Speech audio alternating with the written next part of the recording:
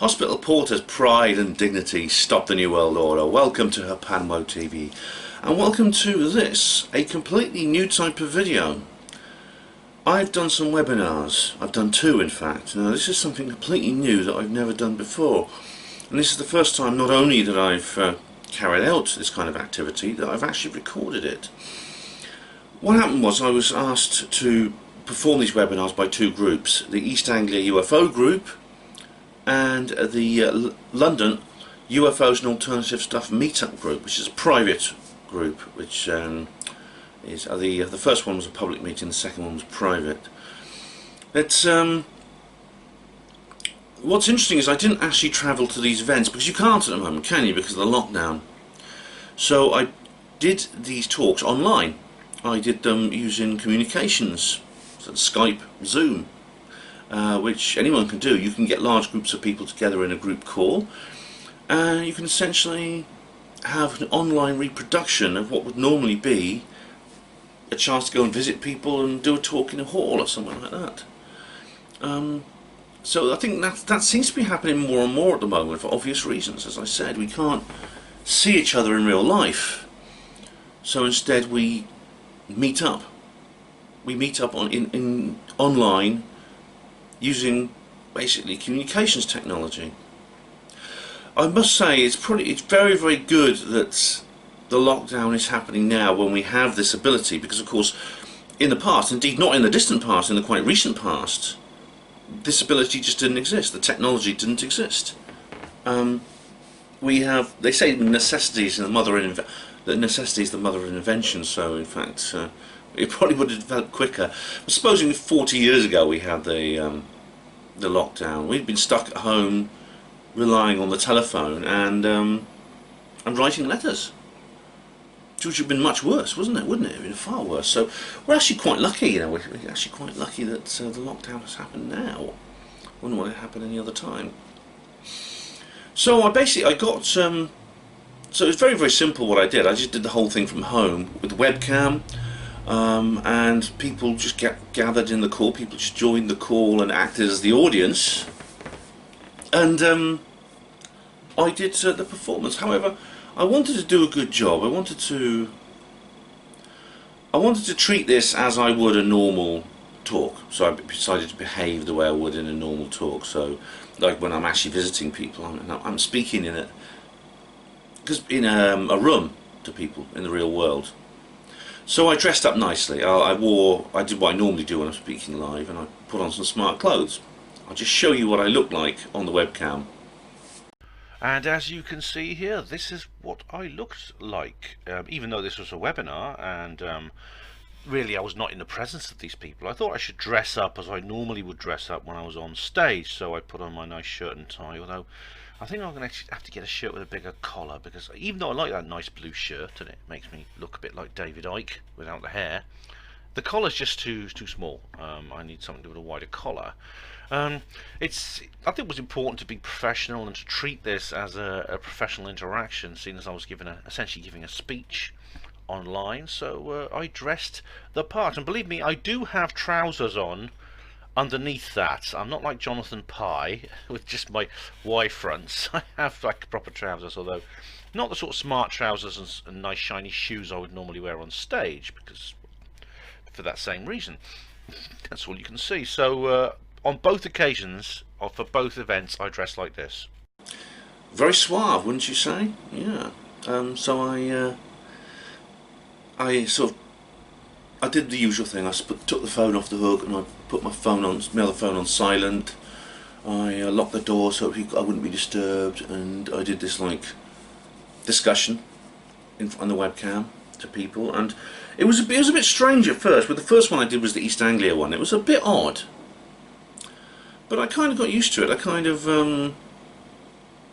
got the hang of it, and I sort of settled into it. And before long I was just talking normally as I would if I was talking in a room. And I do talks generally, and hopefully I'll do live talks at various places again. And the last one I did was in Hull, and then the lockdown happened, and as I said to Alan, the organiser of the Hull conference, you realise you got in just in time. And he nodded, he said yes. I talk in rooms in pubs, in halls, in people's homes, anywhere really. I'll do a talk for people. I'm going back to Truth Seekers North East as well, so I'll say more about that nearer the time, but it's the 1st of August. Hopefully things will be back to normal by then.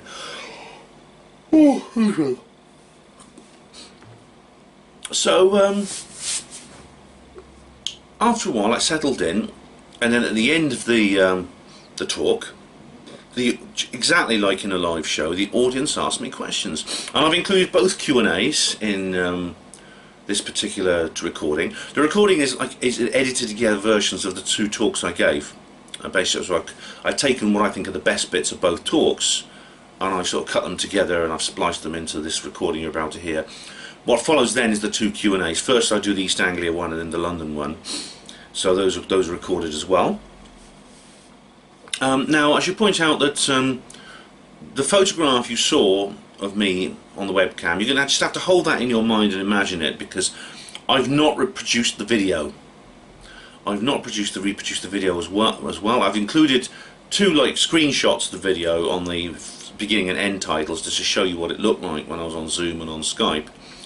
However, to reproduce the video really will be very difficult, because there are many privacy issues involved. I would have to blur people's faces, which is complicated, or I'd have to go around getting permission from people, things like that. So because of the privacy issue, I've decided not to do that. So what I've done is I've just simply ripped the audio and I've added it onto the slides, as I do when I do a studio version of a talk. So you just have to put up with that, I'm afraid. However, the audio is authentic. You can hear other people's voices in it. So it comes down. It's rather like well, if you just imagine what people look like in your head and imagine what it looks like, the screenshots and the stills that I've produced should give you some kind of idea. I've got a feeling probably this may well catch on, depending on the lockdown. I mean, even when the lockdown ends, and at the time I'm recording this, the shops have just opened again in England, so there's signs that it's coming to an end. Webinars may become more popular. I don't know. Of course, they're a lot cheaper, aren't they? I mean, to visit an event, obviously organisers have to generate a lot of funds for that, because they've got to pay for, they've got to pay for transport. They've got to put me up somewhere. I mean, I don't mind sleeping on someone's settee or a mattress on the floor, but very often they put you in a hotel and things like that. So that's expensive. The webinar course is free. However, it's not as good as actually being with people and meeting them and things like that. It's not quite the same as being in the same room with people, and that experience can't be reproduced on a monitor screen. You can't reproduce the thrill and excitement of visiting a new place and travelling and things like that. That's again something that is going to continue. It really will. There's something special about those kinds of experiences, I think. So no doubt, the webinar's not going to replace live talks at all. Absolutely not. But now we've sort of got a taste of it, through necessity being the mother of invention, as I said. I can see myself doing more of them, and it's possible several groups, possibly with a low budget, or people who are not able to travel to venues and things like that, may use the webinar as an alternative. And so even after the lockdown, I think we're going to see more webinars. Something to think about, isn't it? Anyway, with no further ado, let me take you to the recordings. I hope you enjoy them. Hello everyone, thanks for coming. Tony and Kaz, thanks for organising this, and to Gwen as well, who's done a lot to share all this. Thanks to everyone who's turned up, Hazel, Pete, Lee, Michael, another Maureen, and everyone else. I know some of you I know, some of you I don't, but thanks very much. I'd much rather be with you guys in Newmarket or Cambridge or wherever it is you happen to be at the moment. I'd much prefer that, but of course I can't be, for obvious reasons. And this is the first time, no, actually I have done like a Skype talk with people before, but this is the first time I've done this kind of webinar type thing, which is almost like a replacement for a real meeting. it's something that I think we might have to get used to for the time being. However, obviously, look, I do hope it's only temporary, and at some point we can go back to seeing each other in real life, rather than in this kind of machine stops type pseudo reality. That's what I don't want. Anyway, guys, I'm just going to do a little test. I'm just going to get let's get the first slide up, and I just want to just like put your thumb up or something if you can see me. Where is it? Here we go.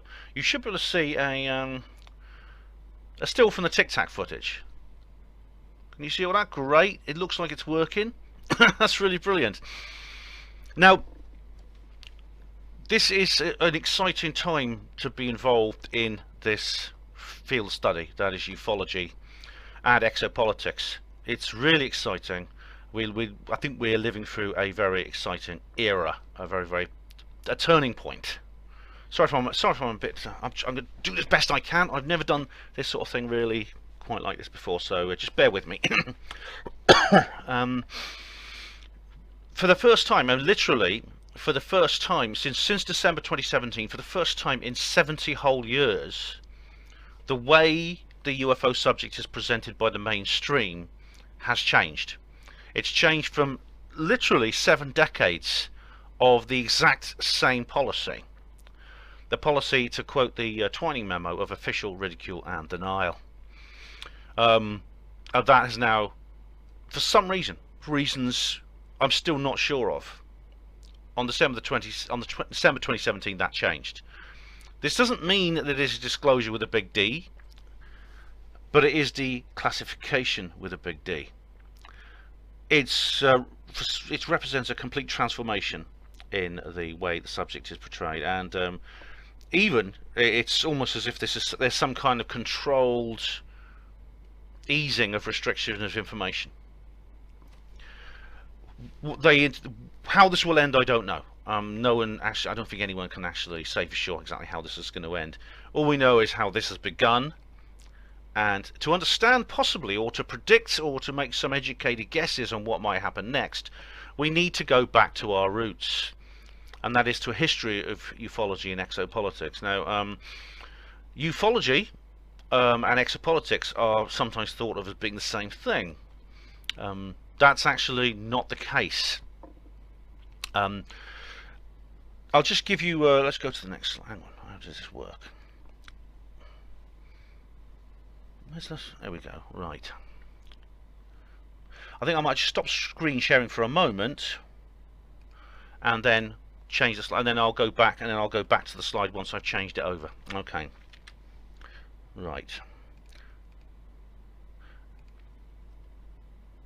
Right. Now, this is the definition of ufology. Ufology is loosely defined as the study of reports, visual records, physical evidence, and other phenomena related to unidentified flying objects. UFOs have been subject to various investigations over the years by governments, independent groups, and scientists. The term UFO, which is pronounced as an acronym, and loge, which comes from the ancient Greek. And if I do that, what happens? Nothing. Right. Okay. Let's just see if I do that. Right. Oh, good. I don't have to come out of screen share. You should be able to see now the next slide. Exopolitics is the study of. Now this is different. You see, exopolitics is what I just quoted you is from Wikipedia. This is from Michael Salla, who's a well-known expert in this field, and this is actually a much newer word. The term ufology, UFO, actually dates back to the Robertson panel, which is January 1953. Before that, the term UFO didn't exist. Now you often see the term UAP bandied around an awful lot. The term exopolitics actually only goes back to 1994, and it was coined by Michael Salla. He coins it, exopolitics is the study of the key individuals, political institutions, and processes associated with extraterrestrial life. Information concerning extraterrestrial life and technology is kept secret from the general public, elected political representatives, and even senior military officials. The supporting evidence is overwhelming that decision making has been restricted on a strict need-to-know basis. Both these terms come from Greek. Exo literally refers to something outside, external. Now, in 2011, there was a brilliant conference, Exopolitcs Leeds. I think some of you might have been there. I think Tony, were you there? I can't remember. But I know some of you were there. You were. You thought so, yeah. It was brilliant. Absolutely outstanding conference. Nick Pope was there. Yes, the one and only, the irrefutable, the irrepressible Nick Pope. Yes. Anyway, Nick Pope did an interview. The Sun newspaper covered it. That great bastion of quality British journalism, and they defined exopolitics. He called it in his little articles. He used to have a column in the Sun. He called it the militant wing of ufology, and indeed it was. I mean, you should have seen Leeds when we were there. There was coffins piled up outside graveyards, dustbins overflowing. Oh yes. But that's what he calls it, Nick Pope, the great Nick Pope, peace be upon him. But that is not what it is. I think the best way to define in a sentence what exopolitics is. Exopolitics, people into exopolitics, are simply ufologists who've made up their mind. Ufologists are studying it as a scientific curiosity. You know, what's this sighting? What's this piece of evidence? Does it represent something extraterrestrial? Does any of this represent something extraterrestrial? Exopoliticians are saying some of these things are non-human intelligences interacting with the human race. Now, what are we going to do about it? Exopolitics and ufology both are centered on the United States of America, which is kind of, it seems to be where all these things... Where's my cursor gone? It's alright. Okay. Right. For some reason, that country is the centre, has always been the centre of this sort of thing. But to go back to a history of exopolitics, it's a bit tricky because exopolitical ideas can be found throughout the history of ufology, dating right back to the beginning of the ufological period in the mid-1940s. But for it to become a serious issue, you have to go probably back to the early 1970s, and to become a movement, in other words, within the study of ufology. And you don't start in the USA, you start in a different country. But to go back to the start, to go back to the beginning, it's not actually the United States you got ahead, it's for this place. No, this is a lovely spot. It looks beautiful, doesn't it? I mean, you can just see how nice that is. I look at that picture, I want to get my socks off, I want to roll my trouser legs up and wade in the sea and walk on that beach. Now that is actually Grenada. Now Grenada is a lovely place. You may have been there on holiday. In fact, in St George's, the capital and the harbour there, there's usually a cruise ship moored there every day. There's usually all kinds of people wandering around. I mean, it's like much of the Caribbean. It's famous for its lovely weather, its good food, friendly people, easygoing lifestyle.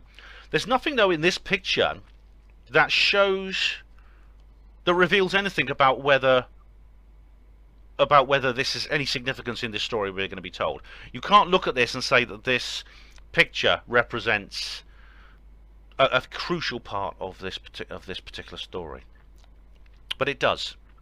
Believe it or not, Grenada is central to the evolution of exopolitics more than any other country, more so even than the United States. Now then, you should be able to see a guy here. Can you see him? It's right. Does anyone recognise that man? You do, Tony. Yeah, Tony probably would. Some of you might, because you're interested in this subject. It's not Eddie Murphy. I know it looks a bit like him. It's actually not. This is Sir Eric Gairy. Now, he was the first Prime Minister of Grenada when it became independent in 1974. He was born on the island in 1922. And he led the independence movement, because Grenada was actually at that time a British overseas territory. I think a crown colony. They used the term crown colony in those days. That the British Empire actually bought it from the French Empire. You could buy and sell islands in those days. It cost £5 million. Worth it when you see that beach, I'll tell you. He led the independence movement, and indeed Grenada was granted independence in February of 1974. That's exactly 1 month actually after the Berwyn Mountains UFO incident. That's not significant. I mean, that's not connected. It's just a bit of UFO trivia there for you. Now, he was very, very interested in UFOs. Along with me, he was a popular leader. People liked him. They called him Uncle. That was his nickname. And along with the many reforms that he made with his new nation, he took a very keen interest in UFOs, and what's more, along with being Prime Minister of Grenada, he was also the United Nations ambassador to Grenada. The two roles are shared in that particular country. And when he went to the United Nations, he unbelievably brought the subject of UFOs to that auspicious body in New York, where I think all the major nations of the world have a seat there, with the exception of like Kosovo or Palestine and those countries whose sovereignty are disputed. That even those are allowed observer status. So basically, he brought UFOs to the world in a way that no one else ever had. Oh, right, okay, go to my slides. One sec. Okay. Right, this photograph is a very important historical document because it shows it's taken at the United Nations, and you can see the United Nations logo in the background. On the far left is Sir Eric. Next to him is J. Allen Hynek, great ufologist from Project Blue Book. Next to him is Jacques Vallée, another famous ufologist who's very worked closely with Hynek. And on the far right is Colonel Larry Coyne. Three figures from Project Blue Book and the World of UFO Study. And there they are sitting with Sir Eric at the United Nations. So this just goes to show how serious this was. This photograph was taken in 1977. And believe it or not, here is the text of a speech that Sir Eric gave to the United Nations on the 12th of October 1977, which was calling for, as you can see, I won't read all of this out. You can get this actually on the Grenada government portal and on the United Nations as in their archives. But it says here there's a whole paragraphs here about UFOs, and it carries on here. And this is really remarkable. He talks for a number of minutes about UFOs in the United Nations General Assembly Hall, and indeed, he also ordered on the 7th of October 1977, you can see here, the Post Office of Grenada to print some UFO-themed stamps. You see, it says $2 a stamp here, research into UFOs. I don't know if any of you collect stamps, but if you've got this one, let me know, because I'd love to see it. I really would. Now, you can see in the background, this is like the stamp there, but there's a little image in the background. And you can see a little flying saucer there at the top left. And there's the United Nations building. Now, this may well have been inspired by a real event that happened in May of 1973, which was when John Lennon, the Beatle, actually saw something exactly like that in that place in New York City. Sir Eric went much further. He actually wanted to hold the second International UFO Congress of 1978 on Grenada. He wanted to actually hold it there. He was that serious about it. He actually spoke at the first one. Now, the International UFO Congress, the one we got now dates back to 1990s. It's been held in Laughlin, Nevada, and indeed in Arizona and other places. But it was actually a reconvening of an original conference that actually started in 1977 in Acapulco, Mexico. Sir Eric Gary was one of the speakers on stage at that conference. This is the first and only time that a serving head of government has spoken at a UFO conference. I don't think we'd see Boris speaking at Probe, do we? I think that's unlikely. I mean, it's probably more like with him than any of his predecessors, but it's still a long shot, I think. Now, this is not the first time that the United Nations has rubbed up against the world of UFOs. Now, this chap here, you can see here, is Javier Pérez de Cuellar. Now, he was the Secretary General. At the time Sir Eric was at the UN, the Secretary General was an Austrian called Kurt Waldheim. He went on to be Prime Minister of Austria. He was succeeded by this guy, Javier Pérez de Cuellar, as the Secretary General of the UN. Now, something very strange happened. In this double picture, you see on the right, you see an image of this lady here. She was a young New Yorker called Linda Napolitano. And something very strange happened in 1989. Bud Hopkins has written about this, and John Mack and several others. But there was an abduction. There was an abduction by aliens from this woman was taken from her bed, basically. And you can see her being levitated in a beam of light, surrounded by the greys. She's wearing her nightdress. She's been taken up to this UFO. This is quite a common kind of abduction. However, this one was unique because there were independent witnesses. Now, the witnesses who spoke out were two security guards attached to the United Nations, part of their police force. Now, they were part of the personal security detail of this guy, Pérez de Cuellar. He was actually, I think this was just before he was due to step down as UN ambassador, but he was actually still entitled to a security detail at the time. I've got to apologise now because there's more background noise now, and this is actually some piano music you may be able to hear. That's actually a chap called Alan who lives in the flat above me. He's got a piano. There's nothing I can do about that, I'm afraid. Sorry. Now, so what we have here is it's never been confirmed, and De Cuellar's never said anything about this. He's never made a comment. But there's apparently some reason to think that he was actually in the presence of these guards when this event happened and witnessed it. We don't know that for certain, but it's a possibility. Also, another interesting thing is that this chap, Ronald Reagan, who was US president from much of the 80s, from 81 to 89, I mean, he was actually president at the time this happened, and he spoke at the UN several times. And when he did, he made some very interesting comments on 2 occasions about extraterrestrial life and the dangers, the possible threat of extraterrestrial presence, and how if there was a threat from outside this world, it would cause people on the Earth to forget their own differences from within their own political strife, and to unite, basically. We would put aside our world. I can't remember the exact quote. We'll put aside our worldly differences. And then he says something very strange. He asks, but then I ask you, is not an alien threat already among us? I'm sure everyone went, what's he going to say next? But then he says, what is more alien to the aspirations of humanity than war or the threat of war? This was when the Cold War was in its terminal thaw, and Mikhail Gorbachev was the president of the Soviet Union, and basically the Cold War was winding down to its ultimate end. Very sure. So that's happened to the UN as well. So the UN is no stranger to the UFO phenomenon, and indeed we have Sir Eric with his opposite number in the White House, President Jimmy Carter. Now these 2 guys must have gone on quite well because they have an affinity here. Because Carter himself had a UFO sighting. He reported a UFO sighting. He's still alive, actually. He's very old. I think he's in his late 90s now. But I heard an interview with him quite recently where he talks about what he saw. He was staying with Shirley MacLaine, who's an author on spiritual and ufological matters, as well as an actress. And they apparently both witnessed this object together. So I can just imagine what they talked about. I'd love to have been a fly on the wall.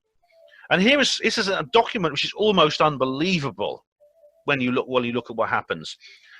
This is basically a product of what was known as the Gary Initiative, which was basically the speech that Sir Eric made and the campaigns that he carried out in the United Nations.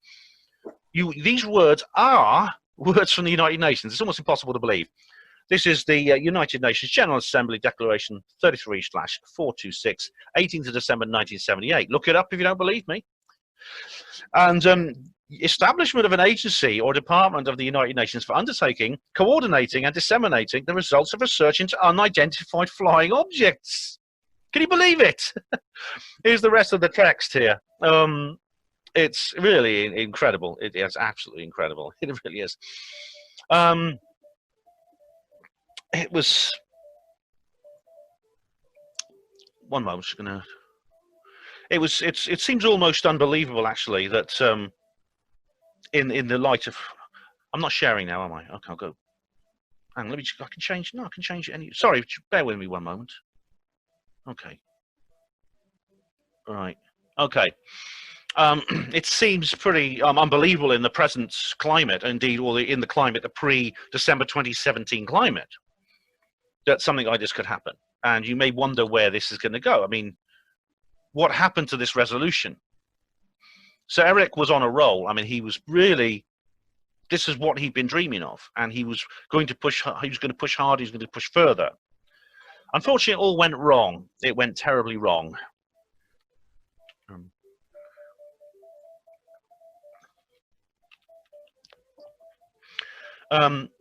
In March of 1979, this was the year after that resolution, so Eric was he was actually in New York at the UN having consultations with Waldheim when he received devastating news from home. His principal political rival this is a guy called Maurice Bishop, had taken power in a coup d'etat.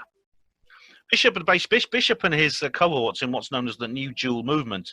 Dual is an acronym for Joint Endeavour for Welfare, Education and Liberation. They're like a Marxist-Leninist group, similar to the ones that are behind Fidel Castro and Che Guevara on Cuba. Basically walked into the government buildings. They'd smuggled weapons onto the island in oil barrels, and they walked in and then into the government buildings, the post office, the TV station, the military bases. They announced they were taking over, and they immediately deposed all of Gary's ministers and outlawed his party. So Eric himself was exiled, which means he was not allowed to return home to his home island. And he wouldn't. He couldn't get back into his homeland. He'd have been forbidden entry into the island until he'd sorted out this problem, and that took the best part of 5 years. Now, what happened was, so Eric he sought political asylum in the United States. He was granted it, but he was in big trouble because the New Dual movement had allies in the States. There was a guy called Mario Salas who swore that he was going to kill Gary. And so Gary had to walk around with bodyguards. He had to carry a gun, things like that. He had to live in safe houses and stuff like that. It wasn't easy for Eric. He was in fear of his life. He couldn't get back into his home country. His family was trapped on the island. They couldn't get off. Things like that. So anyway, what happened was this trouble went on until October 1983, when Bishop himself was deposed in a coup d'etat. His own deputy prime minister and best friend, Bernard Cord, took power against the New Dual movement. There was a split within the New Dual movement. Bernard Cord took power in a coup d'etat against the regime of Maurice Bishop. And he took Bishop and his entire colleagues, and he didn't just exile them, he put them up against the wall and had them shot. As the saying goes, who needs enemies when you've got friends like that? When this happened, the United States invaded, like they did in Iraq. They invaded and they deposed the Cord regime, and they actually killed Bernard Cord. He was killed in the firefighting that went on and the bombings. Luckily, this was considerably less brutal than the Iraq occupation. The last U.S. troops left 6 months later. They restored the original constitution, and finally, Sir Eric could come home to his home island. Now, I suppose the question has to be asked, with the Gary Initiative making so much progress, was in some way the keepers of the truth embargo, the people who were trying to stop disclosures, did they some way make this happen? Did they make it happen to prevent the Gary Initiative? Because Gary just had to stop what he was doing and sort this out. The answer is no. There's no evidence to suggest that the Bishop coup was anything other than a normal part of the politics of the Caribbean at that time on that island. However, there's this interesting little tidbit here on the BBC Caribbean website that says that the UK Foreign Office actually worked against the Gary Initiative. Now, what's interesting about it is that it appears that the communications between the UK Foreign Office and the mission to the United Nations, there's no sign of any dealings with, it's nothing like, oh, we need to stop the truth coming out about UFOs. It's more, what's all this talk about UFOs at the United Nations? It's going to ruin the credibility of that institution. We need to put a stop to Gary. He's making us all look like fools. So it was the giggle factor. However, as with the Bishop coup, this serves a purpose. If you are behind the truth embargo, you may not necessarily have engineered these particular events. However, you might sort of sit there and think, thank goodness that happened. Aren't we lucky? Phew. So it's kind of like luck's on your side. That's what I mean. Now here we are. We have Sir Eric addressing the UN, 12th of October. It says 1978 there. It's actually 77. Sorry about that. I made a mistake. So Eric, once the original constitution was brought back in Grenada and he returned home, he did run for public office, but his allure had left him and he wasn't very successful. I think the people had gone off him.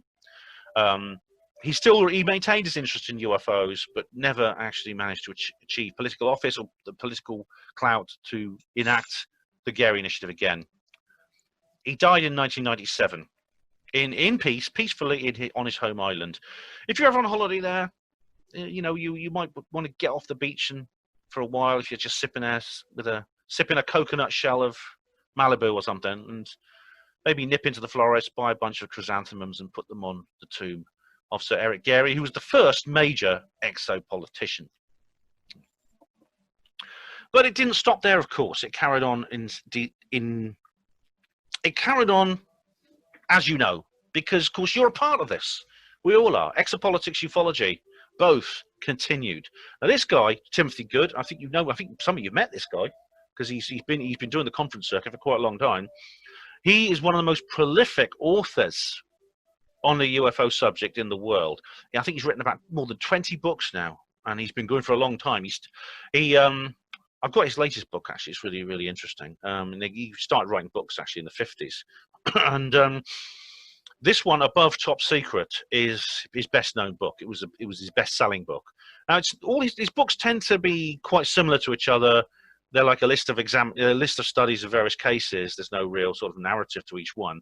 And this book is the same. It has that very same format. But this one has proved to be a bit of a turning point, a bit of a marker, a trail marker, I think, because it was the first book that published the Majestic 12 documents, and several other cases which have now become much better known, and they've been very influential. Indeed, we're going to see the effect of the influence of this book as we go through this talk.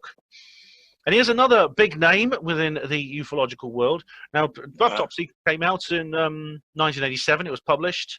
3 years later, this chap founded the Disclosure Project. This fine figure you see before you is Dr. Stephen Greer, who is he's a physician. He describes himself as he's just a country doctor from North Carolina. That's what he calls himself.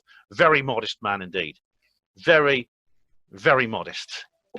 Now, he founded the Disclosure Project, and he got together a number of witnesses, some very interesting people. He filmed them. There's interviews with them. You can see them on YouTube. Very, very interesting indeed. And in May 2001, he put together the Disclosure Project press conference, 9th of May 2001, Washington, D.C., at the National Press Club, which is in the same room, incidentally, the ballroom, where the citizen hearing in 2013 took place. But I'm getting ahead of myself there. Now, this is Dr. Greer opening the event. He's speaking at the event. This went on for several hours, this did. This whole array of witnesses. We'll go through some of the most interesting ones.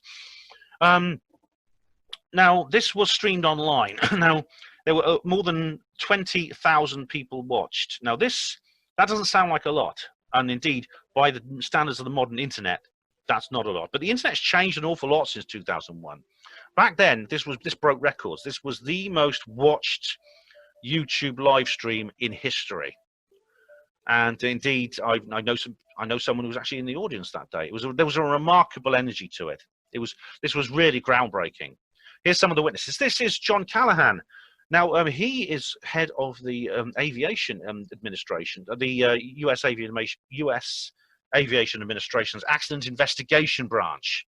So his job, if something goes wrong in the air, it's this guy's job to investigate it, find out what happens, prevent it happening again. And he dealt with several events which are UFO related. Not necessarily there's any accidents, but pilots reported these things. They had to be investigated. One of them was a Japanese pilot off the coast of Alaska in 1986, whose name I can remember but never pronounce. And he saw an object that was 10 times the size of his aircraft. And this guy investigated it. The witnesses are all military intelligence, aviation. They're in that kind of field where you're likely to come into contact with these kinds of things. This is Lieutenant Colonel Charles Brown, World War II veteran, who worked with Hynek and the others on Project Blue Book. He actually backed up Hynek when the whole thing ended in 1969 with the Condon Report, which said basically UFOs, nothing to see here, move along. We're not having any further policy on that, which we know was a lie now because of the 2011 disclosure petition, and indeed the ATIP thing that's come out since then. He spoke out, this guy, World War II veteran, very, very, very well respected. None of these witnesses have anything to gain by making up these stories. They really don't. The same goes for this guy. He's Captain Robert Salas. He's probably the one with the most to lose in this entire press conference, because the skeptics always say we're nuts, don't they? Schizotypal disorders we suffer from and things like that. They always say these sorts of things, fantasists, neuroses, psychoses. Well, this guy didn't, because his mental health was monitored more carefully than anyone else in the world, because he was the guy with the nuclear trigger. He was part of the missile combat crew, and his job was to launch the nuclear missiles if America was ever attacked. He was to launch the retaliatory strike. He was part of the nuclear deterrent. Now, if he got a screw loose, it'd be the end of the world. Yet he reports UFOs. He said that UFOs appeared outside his missile bunker, the bunker he was in. They shut down the missiles. This is Carl Wolf, who worked for NASA, as did this lady Donna Hare. Now, they say something very interesting, because their jobs at NASA was to process images that have been taken on missions in space, like mostly the unmanned probes and things like that. And this included images of the far side of the moon. It's sometimes called the dark side of the moon, but it's just called that because it's dark, as in unknown. It's on the opposite side of the moon, facing away from the Earth. It's a very unique place, because it's one of the few places in the universe which is completely invisible from the planet Earth for a reason other than sheer distance. And it's close. In cosmic terms, it's right next door. So if you are actually visiting the Earth from somewhere else, and you want to put up you want to be somewhere where you can sort of hang out during your little visit, and you don't want to be seen, the perfect place is the far side of the moon. And indeed, photographs were coming in showing what looked like artificial structures on the far side of the moon. Whether they were, who made them, I don't know. Whether they were made by someone on Earth or somewhere else, or combination of the two, we don't know. But these guys had to edit the photographs using airbrushes. They had to cut them to bits and put composites out and things like that. They used to use stickers they used to put stickers over them, things like that, over the bases and things like that. So when these photos were released to the media, they were doctored to make sure people couldn't see these structures. This is Larry Warren, principal witness of the Rendlesham Forest incidents. Now, despite many vociferous claims to the contrary, I think this guy's telling the truth. He spoke there. Again, he's got nothing to gain from saying what he does. He still doesn't. He still says what he'd said originally. He's actually paid a huge price in terms of his professionally and socially for his stance. This is George Filer. Now, he was a fighter pilot, and one day it was in the 1960s, I think, he was flying along at 10,000 feet in his jet fighter, and he was ordered to descend very quickly to 3,000 feet to chase a UFO. And he was very worried about this, because they were ordering him, the headquarters were ordering him to carry out a very dangerous maneuver, because if you do that in a high-speed jet fighter, if you misjudge your descent, you can just fly straight into the ground. And he was worried about doing that, but he did it, and to chase this UFO. And he realized that the headquarters put enormous value, enormous amount of importance on him getting as close to this UFO as possible. This Carol Rosin, now she's very interesting, probably the most interesting one of them all. This is going to come up. We'll come back to this later, but she knew Werner von Braun. Now, he was the guy that in World War II that built weapons for Germany. These very sophisticated cruise missiles and ballistic missiles, which devastated Britain. And he said, he said some strange things, because Carol knew him in the 70s, and one of the things he said in 1977, he said he predicted the end of the Cold War, and this was like a full decade before it actually happened. We've just showed you it was 10 years before Ronald Reagan and Mikhail Gorbachev were shaking hands and hanging out together and things like that. He says that the Cold War was scheduled to end, and it would be replaced by another threat. And he said, he actually said that one of them would be terrorist nations that could carry out terrorist attacks on the mainland United States. This was 1977, a long, long time before 9/11 happened. And he said, Carol, you must stop the weaponization of space.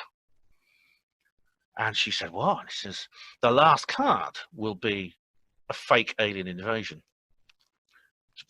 basically to unite the world behind the alien threat, as Ronald Reagan said.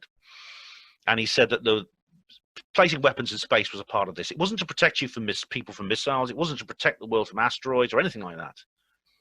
it was just intended to play a role in this fake alien invasion. Oh, it was May 2001, very heady time. It was really like with the Gary Initiative, everything was heading towards some kind of major breakthrough. But on September 11th, 2001, it was all lost because everyone dropped what they were doing in order to deal with this, 9/11. Now, of course, the question inevitably comes up, just like it did with the Gary Initiative, was 9/11 done to stop the Disclosure Press Conference Initiative? Now, I don't know. I mean, I'm not certain, I wouldn't say no the way I did about the Gary Initiative. There may be many reasons why 9/11 was done, and this might be one of them. I just don't know, quite frankly. But it goes on. Things go on. We have here this very heated debate. You can get it on YouTube, actually. And if you like internet blood sports, this will amuse you. We have His Royal Greerness having a row with Kerry Cassidy of Project Camelot. And this was all about something that Greer said, because Greer's got this image in his head about aliens. They're all good guys. All aliens are nice. It's the only bad kids on the block are humans, and we need to sort of like get our act together and be good neighbours, and no one else needs to. And Carrie wrote a blog article where she said in no uncertain terms that this is not true. Some aliens are malevolent. There are some that are malevolent. Luckily a minority, but there do appear to be some that are harmful. And this resulted in this confrontation here. It's honestly, it's like these... it's the clash of the titans, isn't it? You know, in ego terms. If you watch it, you'll know exactly what I mean. But Kerry is quite right. There are some nice aliens, from what I've seen from people who have contact experiences. There are some good aliens. There are people who are very fond of their alien companions. There are some who have very close relationship with them in terms of friendship. Some of them they describe as partners. You may be familiar with Simon Parkes and his own very courageous statements that he's made about his experiences. Others, the majority appear to be observing us neutrally. We seem to be under some kind of study. That's the general feeling I get. But extraterrestrials are many, many different species. There's a whole taxonomy of them, all kinds of greys and Nordics and mantids and things like that. And they exhibit a wide variety of behaviors. They appear to have many different agendas. There are some who are harmful, a minority, luckily. But there are people who have suffered serious injuries, mental and physical, as a result of their contact experiences. People have died as a result of contact experiences. And Kerry very bluntly told Greer this was the case, but he wasn't having any of it. No. And here we see Dr. Greer boasting again. A likely story, Steve.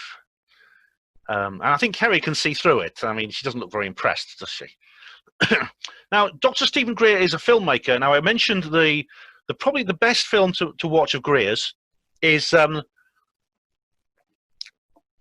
not this one, not Sirius. It's actually the first one. It's the witness statements, which is basically a large number of people, more than actually who get into the press club, who give their testimony in much more detail. It's about 3 hours long. That's the best one to watch. But he's made several other movies. He just released a new one, which I've not seen yet. I've seen the last one before that. The one two films ago is this one called Sirius, which it's not bad actually. I mean, I got my problems with it, not least because most of the shots are of Dr. Greer himself wearing tight jeans, but occasionally it does cut away from Greer sitting there with his legs spread and things like that, and you do see some interesting things, like the Atacama thing, the Atacama humanoid. I mean, I've looked at that, and I know it's very controversial, but I think there's something in that. A few other cases he mentions, I think, are like, I think these, then, like I say, just because it's not perfect doesn't mean you shouldn't watch it. It's still worth watching. This is Stephen Bassett. Now, I must say, I hold this man in much higher esteem than I do Dr. Stephen Greer. Greer's been going around to luxury chateau in Brittany. He's been going to luxury islands, boasting about all the CIA chiefs he's briefed, all the other people he's briefed. I'm not saying that's not true, but it's all about him. I must admit, he's very much focused on Greer, you know. But this guy I've got to know this guy quite well. Actually, I've interviewed him many times. I exchange correspondence with him quite a lot. It's Stephen Bassett. Now he actually lives in a car. He sort of stays in hotels and lives in a car. He's focusing more, not so much on the witnesses so much. He's focusing on the political side. He's a political lobbyist. He's registered as a lobbyist. He spends a lot of time in Washington, D.C., talking to Congress people about the need to initiate the disclosure process. And indeed, he's one of the organizers of the citizen hearing. And this guy's amazing. You know, he's 70. How old is he? He's 75 now. Still going strong. Still travels around a lot. He's still full of energy. His website, paradigmsearchgroup.com, absolutely excellent. And in 2013, he organized this amazing event, Citizen Hearing on UFO or ET disclosure. He doesn't like the word UFO. And this was basically a mock congressional hearing. He got hold of some ex-Congress people, and he basically held a hearing, which is similar to the 1969 Condon Report hearings, which preceded the Condon Report. But these weren't actually elected. These were former Congress people. But he basically set up a reproduction of that, and it was really quite incredible because these were ex-Congress people.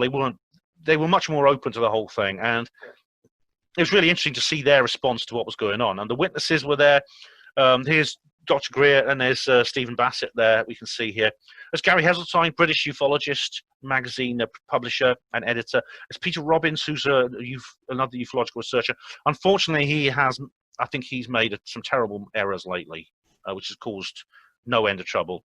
But back then, he was very much on the ball, and here he is appearing at the conference. Now, behind all these activists, you need a good theoretician. And this guy is probably one of the best theoreticians of all. It is Richard Dolan. Now, this chap actually was heading for a very conventional, very high-level academic career in teaching. He was actually a student at Oxford University. When I met him, we talked about all the best pubs and things in Oxford, you know. Now, he was doing a course in political science and history at, I think he was at Pembroke College. Yet he decided, he ended up doing a module as part of his thesis. He ended up deciding just to do a module on UFOs. He thought it would just be a little 3-month excursion from his usual studies. But those 3 months changed his life because he read Above Top Secret by Timothy Good. That book I told you inspired people. And from that moment onwards, he was hooked. And from that moment on, that's all he's done. He's continued his studies into UFOs right up to the present day.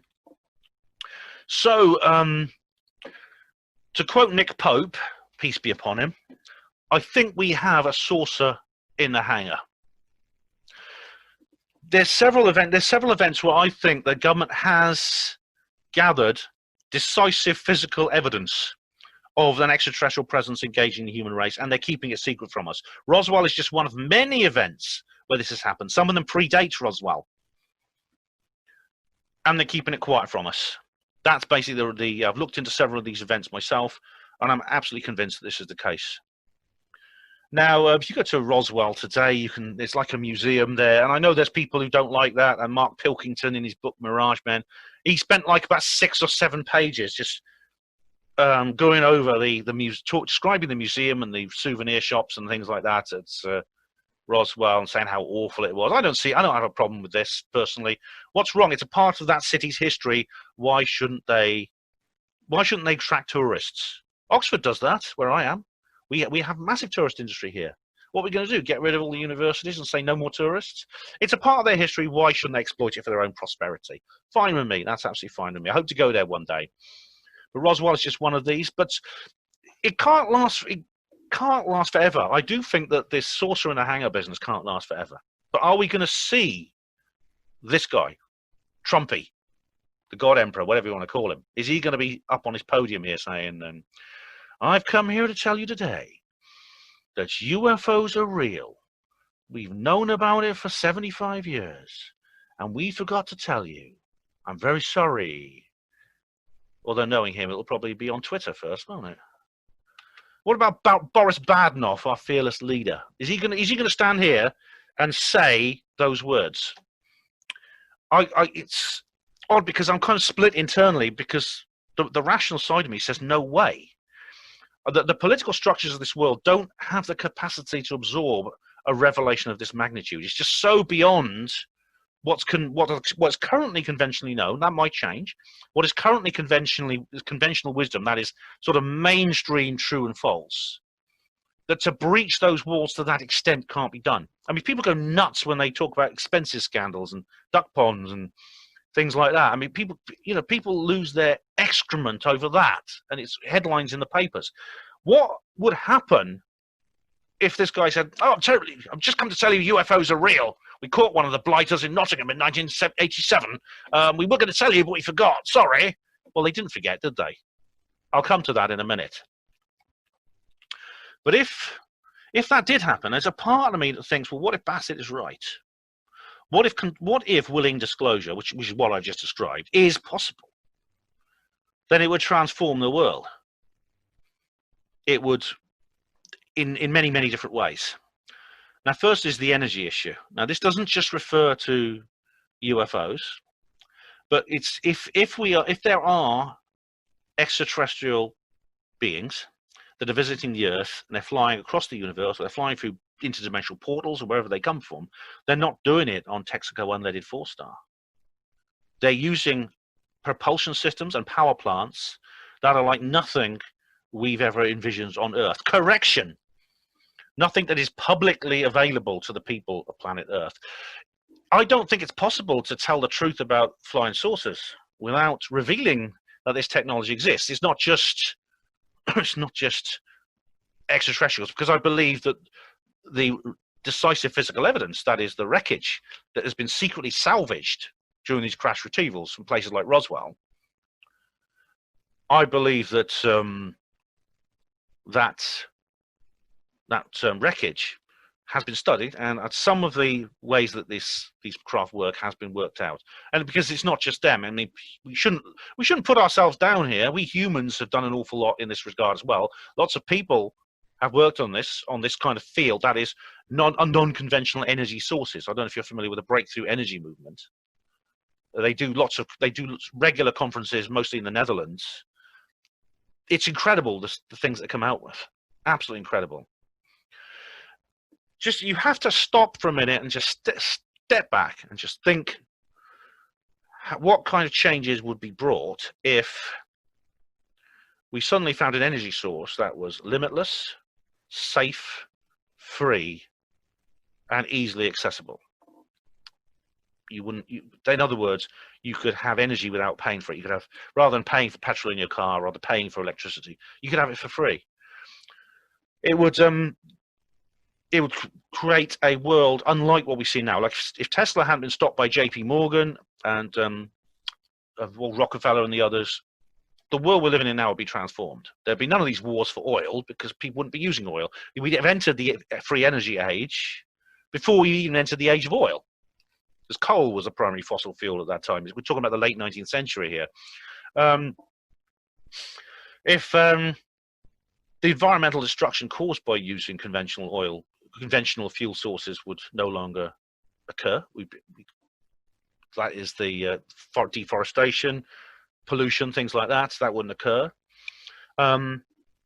Poverty could be eliminated, because it would cause an abundance of wealth. There'd be an abundance of resources, which would cause an abundance of wealth for all people. Free energy could lift some of who are today the poorest people on Earth to a standard of living that they've never achieved under the current system and never could. And for those of you who are concerned about mass immigration from the third world into the West, well, with the revolution introduced by disclosure in terms of the technology and energy production and things like that, the problem will solve itself, because the standard of living, once it rises within the third world, will reduce the push factor and pull factor that creates mass immigration, or allows mass immigration to happen. In fact, people will not choose to leave their countries if their countries are nice places to live in. I don't think many people are going to come to Britain for the weather, do you? In fact, I can foresee a time in the post-disclosure world where there is a mass immigration problem to the former third world from the West, and indeed this is a concept I explore in the Roswell trilogy. Could live in a world like this.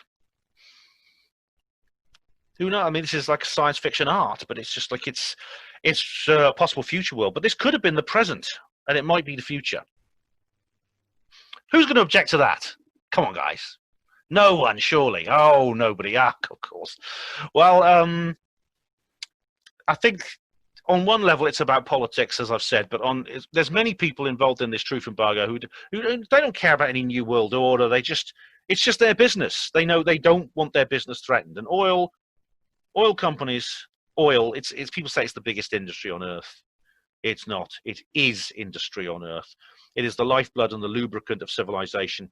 These people are concerned about the effect this will have on its business. The upheaval to the economy that will occur with the introduction of free energy, which is impossible to predict, but it will completely transform the world from what it is now.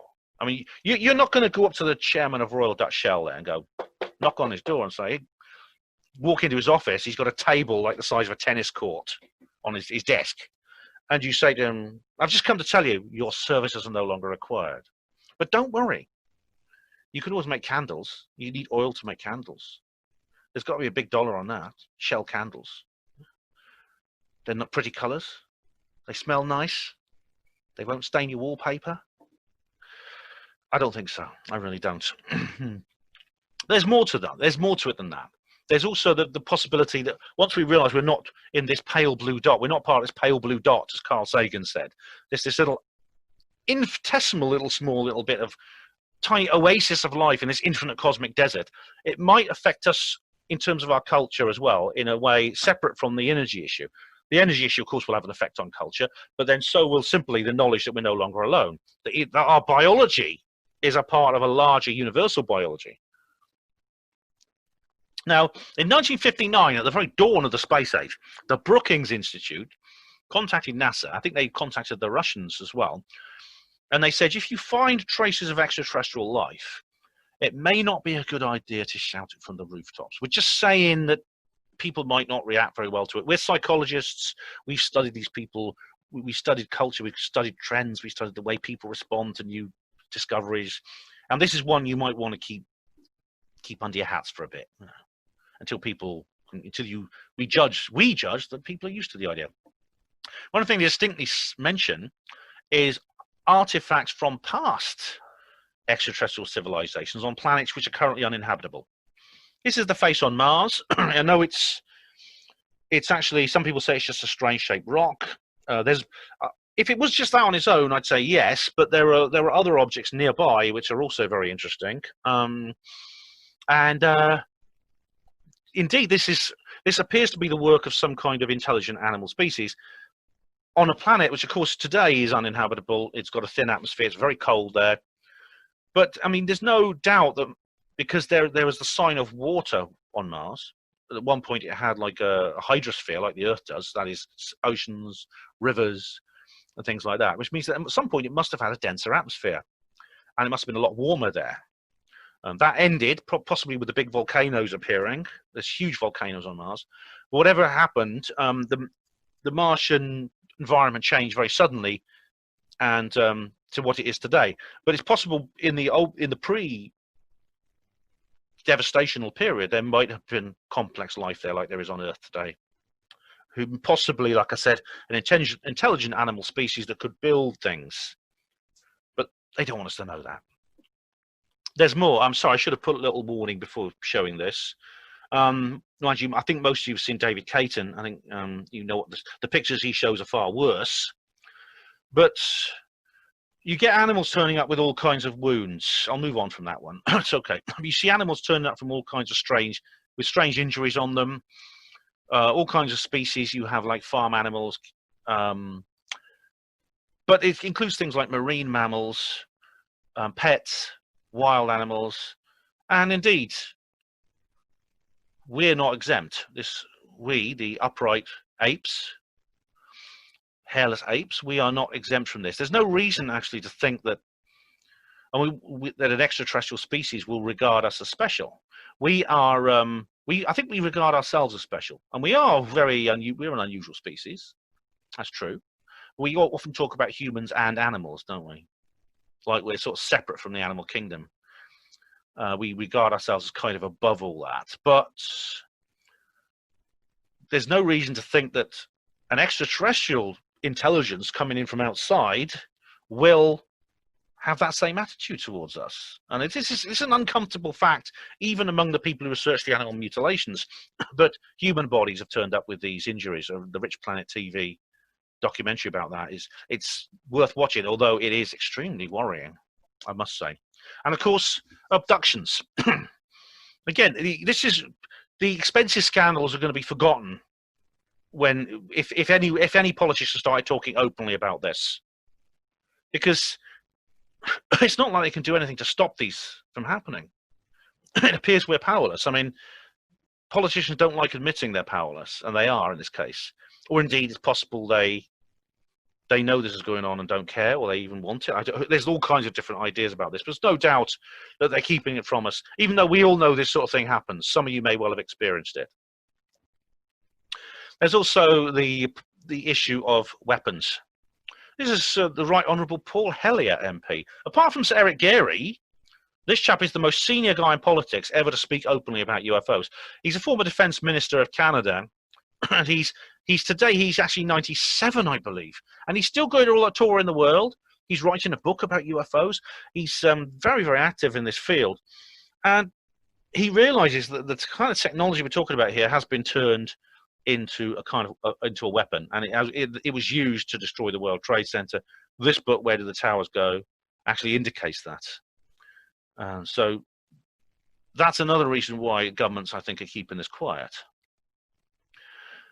Now, what will the response be from people? Supposing everything I've just told you happened and it all came out and it was spoken about publicly, just like that, I don't think people will be very happy. I mean, what are these politicians going to do? Promise to bring back school milk? Call a general election? I think they're going to be scared.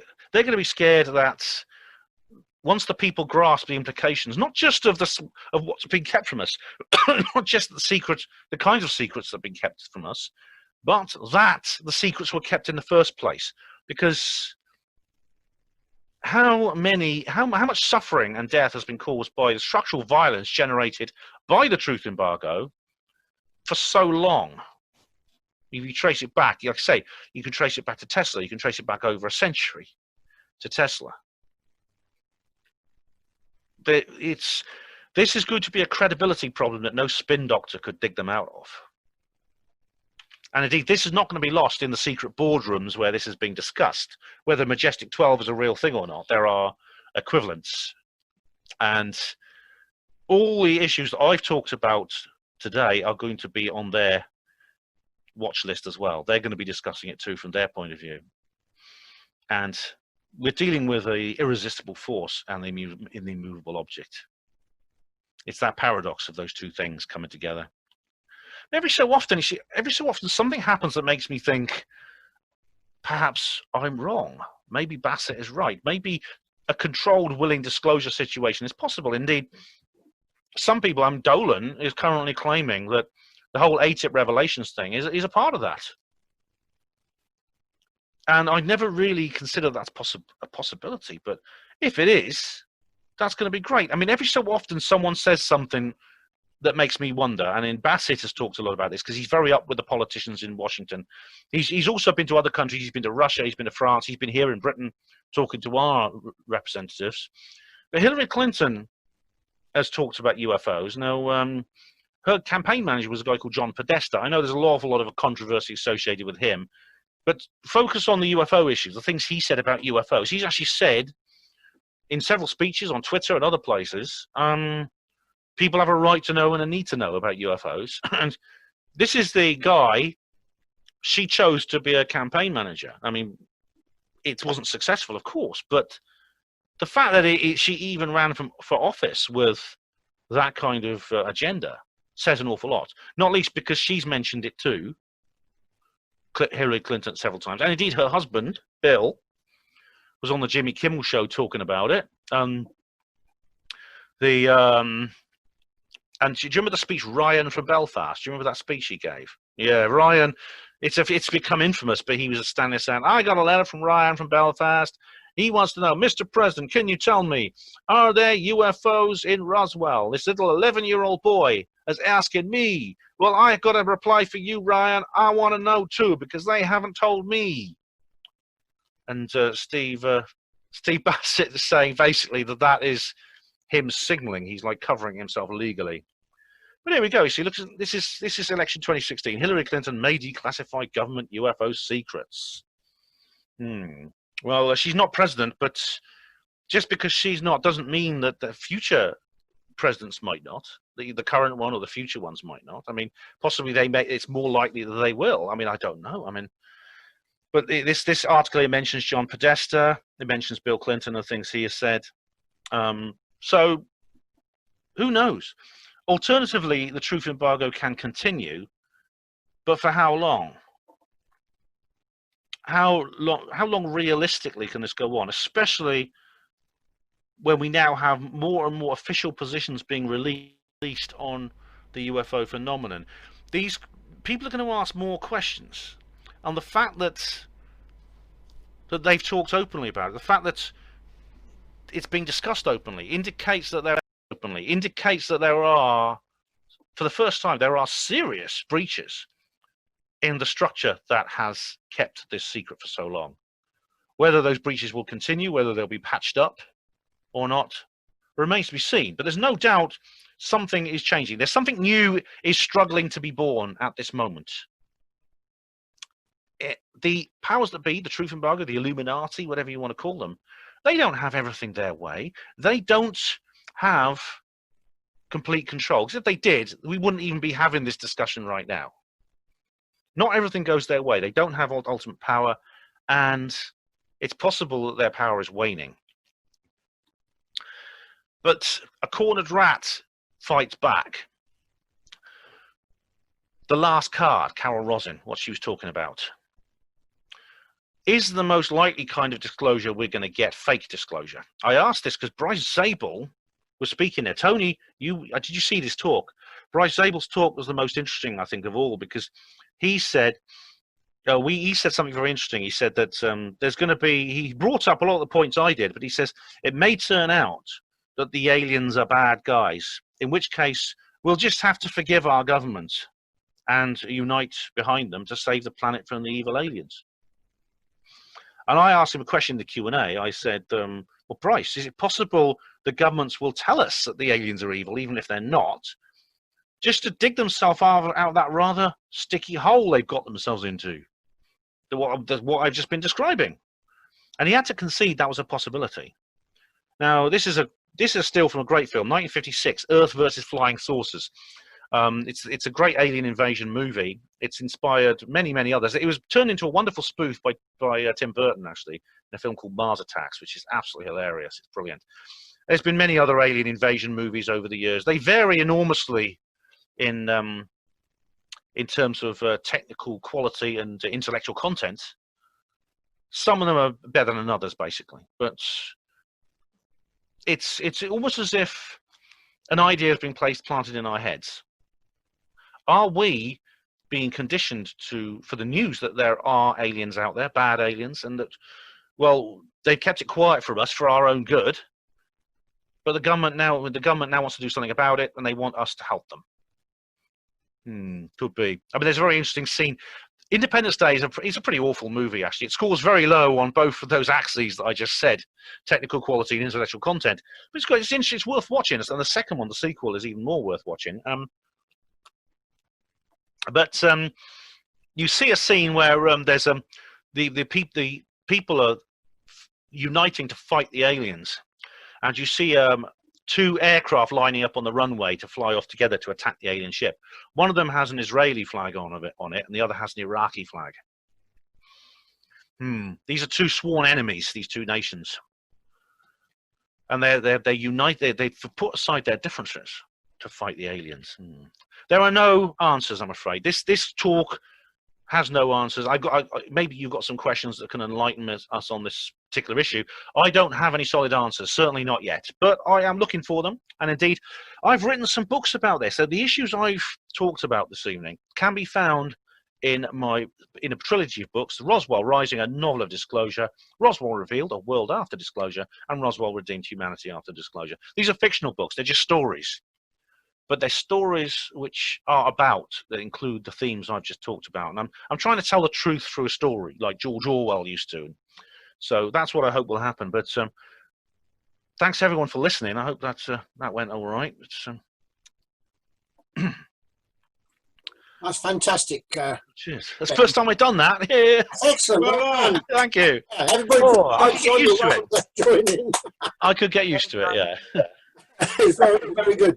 We've got a little while. We can have some questions and answers session if you want. If anybody's in. Yeah. If anyone wants anything to ask me, that's great. Any comments or questions? I've got 20 lined up, but I'll let other people jump in first. Oh, I can see them here. Yeah, blimey. Yeah. Anybody got any questions? If not, I'll make a comment. You were just talking about Bryce there a minute ago, who's obviously made some UFO movies and stuff.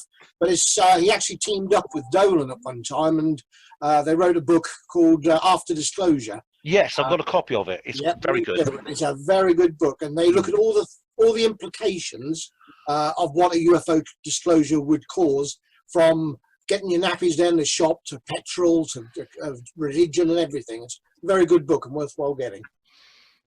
Yeah. Anybody else have any questions? I do recommend that book. It's a great overview of the whole situation. It goes into a lot of details about it. Yeah. I'm putting together a talk at the moment, which is scaring me nitless, but because it's got so much stuff in there, and I just don't feel I can do it justice. But none the more for that. I go down the route of a lot deeper with some of the politicians that you were talking about, i.e. Reagan and all of the presidents, going right back to the War of Independence. And indeed Eisenhower, and a lot of people poo-hoo all this, but there is quite a bit of evidence that from various people that he took a flight out to Murrock, what was then Air Base, and had a meeting with some Greys. And he was shocked about their technology, and he thought he'd just keep them at arm's length, so we didn't have to have a war with them, and basically made a pact with them to say that they could take animals, and this all came out ages ago, and also collect some human samples and what have you, but no one was to know anything about it, and within just weeks they were already breaking their agreements to what they were allowed to have. Yeah. They subsequently, allegedly, he had another meeting with another bunch of aliens.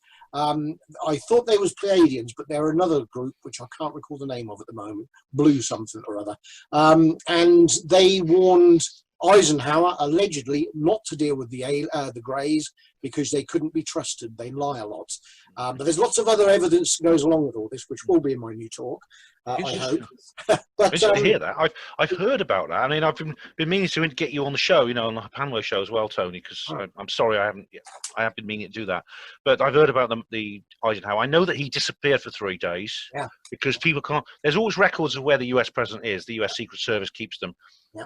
There's a big lacuna over 3 days where Eisenhower was, and now whether he did a deal with them, I mean, it's a bit daft to do a deal with these aliens that can do what they want anyway. But I don't know about the whole story, but definitely he disappeared for a while. And it's possible because he warned about the military-industrial complex, didn't he, when he handed over to Kennedy? Yeah. And indeed, the everybody that should be at that meeting, like the Archbishop for the United States, the local bishop was there, and all of the people that should be there, the members of the military, were all there at that same time. But there's quite a lot. I think I've got 9 or 10 witness testimonies to say that they saw him in one way, shape, or form there that day. It's interesting, it is interesting subject. But we was talking about the Mars earlier, and you spoke about the face, obviously, and you was alluding to the pyramids, I take it. There's the various pyramids, there's the 5-sided pyramids and the other things. Yeah, most people, when you talk about anomalies on Mars, they think of a furry rat somewhere where there's a rock look like a furry rat, but there's actually real geometric shape, what look like buildings. Indeed, one part looks just like a small town, Yeah. and how it's all set out. And some time ago, I spoke to Paul on here about some squared thingy bits and pieces, and he sent me some that happens in geology on this planet. But these things are huge. They're like 30 feet across and what have you. Oh, yeah. There's loads of good stuff. If something like that happened to the Earth, if, for example, there was a massive volcanic eruption on the Earth, which basically, and these things have happened before in like mass extinctions and things like that, which basically reduced Earth's life to next to nothing, just to a simple life. Some of our constructions would remain. Our most robust constructions would remain, especially if the atmosphere was lost and there was no wind or rain. So things like the pyramids of Egypt would probably survive for a very long time, to a time perhaps in the distant future when another species, possibly if it evolved on Venus or something, could look at us and see these things, and possibly have the same debates that we're having now. Well, I'm going to go into Mars in quite a bit more depth in the talk as well, but there is no shadow of doubt that because the isotopes that they find there says that there was at least one and probably two nuclear weapons detonated on Mars. Oh, really? And I should go into that in a lot more depth as well. So cool. A lot of these things have a lot more going on in the background, don't they? Yes, definitely. Yeah. Anybody else got anything they'd like to say before I move on my list? You carry on, mate. You carry on. I was talking about the what part was it where you said it was Roswell. You said it's a bit tacky and what have you. I know there's other people on this talk right now who have been to the States, but my advice is if you haven't been to the States and you don't want tacky or kitsch stuff, then don't go to the States because it's full of it. It's a big tinsel town, isn't it? Yeah, it is. I'd love to go to Roswell. I would. Yeah. Michael's asked here, like he says something like that. Watching YouTube, someone who's not a believer in UFOs said geometric shapes not present in nature would be one way aliens reveal their presence to us, like triangles in stars. Do you mind if I just chip in here? What it was that there's a guy called John Michael Godier who presents a YouTube channel. I think he calls himself a futurist. He's a science fiction author. But he doesn't believe in like UFOs being aliens, but he does. I think and he said that one way that scientists suggested that aliens would potentially, I mean, obviously most ufologists believe aliens visit Earth, but he said one way they would be to leave geometric shapes in orbit, perhaps, like artificial constructs as a cheap way of, like a cheap SETI or whatever you want to say. It's possible. I mean, they certainly their presence could be indicated even if they don't do it as a signal. I mean, are you familiar with Tabby Star? Yes. This is very interesting. This is a star has been discovered by astronomer Tabitha Boyajian. It's called KIC 256 something. It's got like a number. It's been named Tabby Star, just name it after the discoverer. And it's one of the signs that people have looked for in terms of predictions, is that extraterrestrial life might well create large, giant artificial structures in orbits, not around their planet, but around the star. This star has exactly the signature we would expect if such a thing had been created. Now, Dr. Boyajian herself is not all that keen on going there, and she does a TED talk where it's interesting, but like it's very clear she's desperate not to be labelled a loony, which is how these. It's interesting because they've mentioned several on several YouTube channels. They mentioned several stars that show unusual features that could potentially. I think normally astronomers always place aliens very low on the category, but it's interesting. Carl Sagan apparently said, I think with another astronomer suggested that one sign potentially that aliens could reveal their presence is by dumping radioactive materials into stars that would show up on the light spectrum like plutonium. They've actually found a star with heavy elements in it. I mean, they think it's they think it's some kind of weird natural process, but as I said, it's interesting that he suggested that. Now they've actually found a star. I mean, if you look it up, you can find out. I mean, no, I don't think anybody's suggesting it's aliens, but that was interesting. Carl Sagan said that. So, but definitely. The problem is if you are a mainstream astronomer working in the academic world, it's still very much a taboo subject. I mean, hopefully that will change. But Boyajian just said, "Look, it's a possibility. We can't rule it out." That's what she said. And it's true. She says we've got to look for other explanations, but she had to admit, just like other people have had to admit, this is what was predicted and this is what people are observing. Unfortunately, the star's 300 light years away, so we can't just go up there and check. Yeah. It's a long journey if you want to go and check. Yeah, I mean, I know they've found a few other stars which have sort of had interesting things going on, and they obviously don't always know what it is, but. You talked about Reagan earlier. You spent a little while talking about him. There's a lot bigger backstory on him as well. He has seen actually 2 UFOs, both quite well documented, and one was, here again, it's going to be on my talk, so I'm not going to do too much of a spoiler here. But he was stopped by a UFO on the way to a party with his wife in the car, and these aliens told him, you shouldn't be in movies, you need to be in politics. You need to be a world leader. And that was before he was even, he was still in movies at that time. Yeah. And there's another story where he was in a jet and he chased a UFO with the pilot. He told him to chase this UFO. But there's a lot more as well. Like the Gorbachev, they had a summit. I can't remember if it was Geneva. I think it was. And they went off on their own with just one translator into this little annex building, which was away from the main building, and they spoke about helping one another out when, not if, but when there was an alien attack on the planet, and they agreed to help one another at the time. In Gorbachev, nobody talks about him much, but he's actually gone on record as saying these things are real, they're here all the time, and we should be very concerned about them. And that's President Gorbachev. That's interesting because, like, he's still around, Gorbachev. He turned up at Margaret Thatcher's funeral. Yeah. They were good friends, those two. And he currently edits a magazine about Russian politics. But he should not, because Russia has had its own share of this kind of phenomenon. In fact, Russia's a very rich place to look into these sort of things, all through its history. And there was the famous there was supposedly a crash retrieval at Yekaterinburg in 1967. But there was like this event in Voronezh in 1989, and indeed Dmitry Medvedev, who's the current prime minister, he's like the deputy to Putin, has said openly. Well, I think he was recorded secretly saying, "Yeah, we carry all the documents about all the information we need about UFOs. We actually carry it around with us, along with the nuclear launch codes. That's how important it is." Yeah. Paul Armstrong says Greer's a dreamboat. All right, Paul. Yeah. You're not the only one who thinks that, I'm sure. You're talking about Russia, but Salas, who you was talking about earlier, who was in the nuclear bunker, where they actually closed the system down. The exact opposite happened in the USSR. They actually put them into launch mode, and they couldn't stop them. In the end, they did stop them, but I think they pulled the 13-amp plug out in the corner. Yeah, it must have been something like that. But I remember the story. Timothy Good tells this story in one of his interviews. It's reported in one of his books. But these people were terrified. It was exact, like I say, it was like Salah, but it was the opposite. They went into launch mode, and of course they knew that if they mislaunched these missiles, America's going to fire back, and that's it. We're all dead, and they were terrified. Yeah, you're right. I mean, that was UFO related, and I mean, they're very interested. Whatever we can say about these creatures, whatever they are, they seem to have a keen interest in our nuclear weapons. That's a recurring theme. Rendlesham Forest is a good example of that.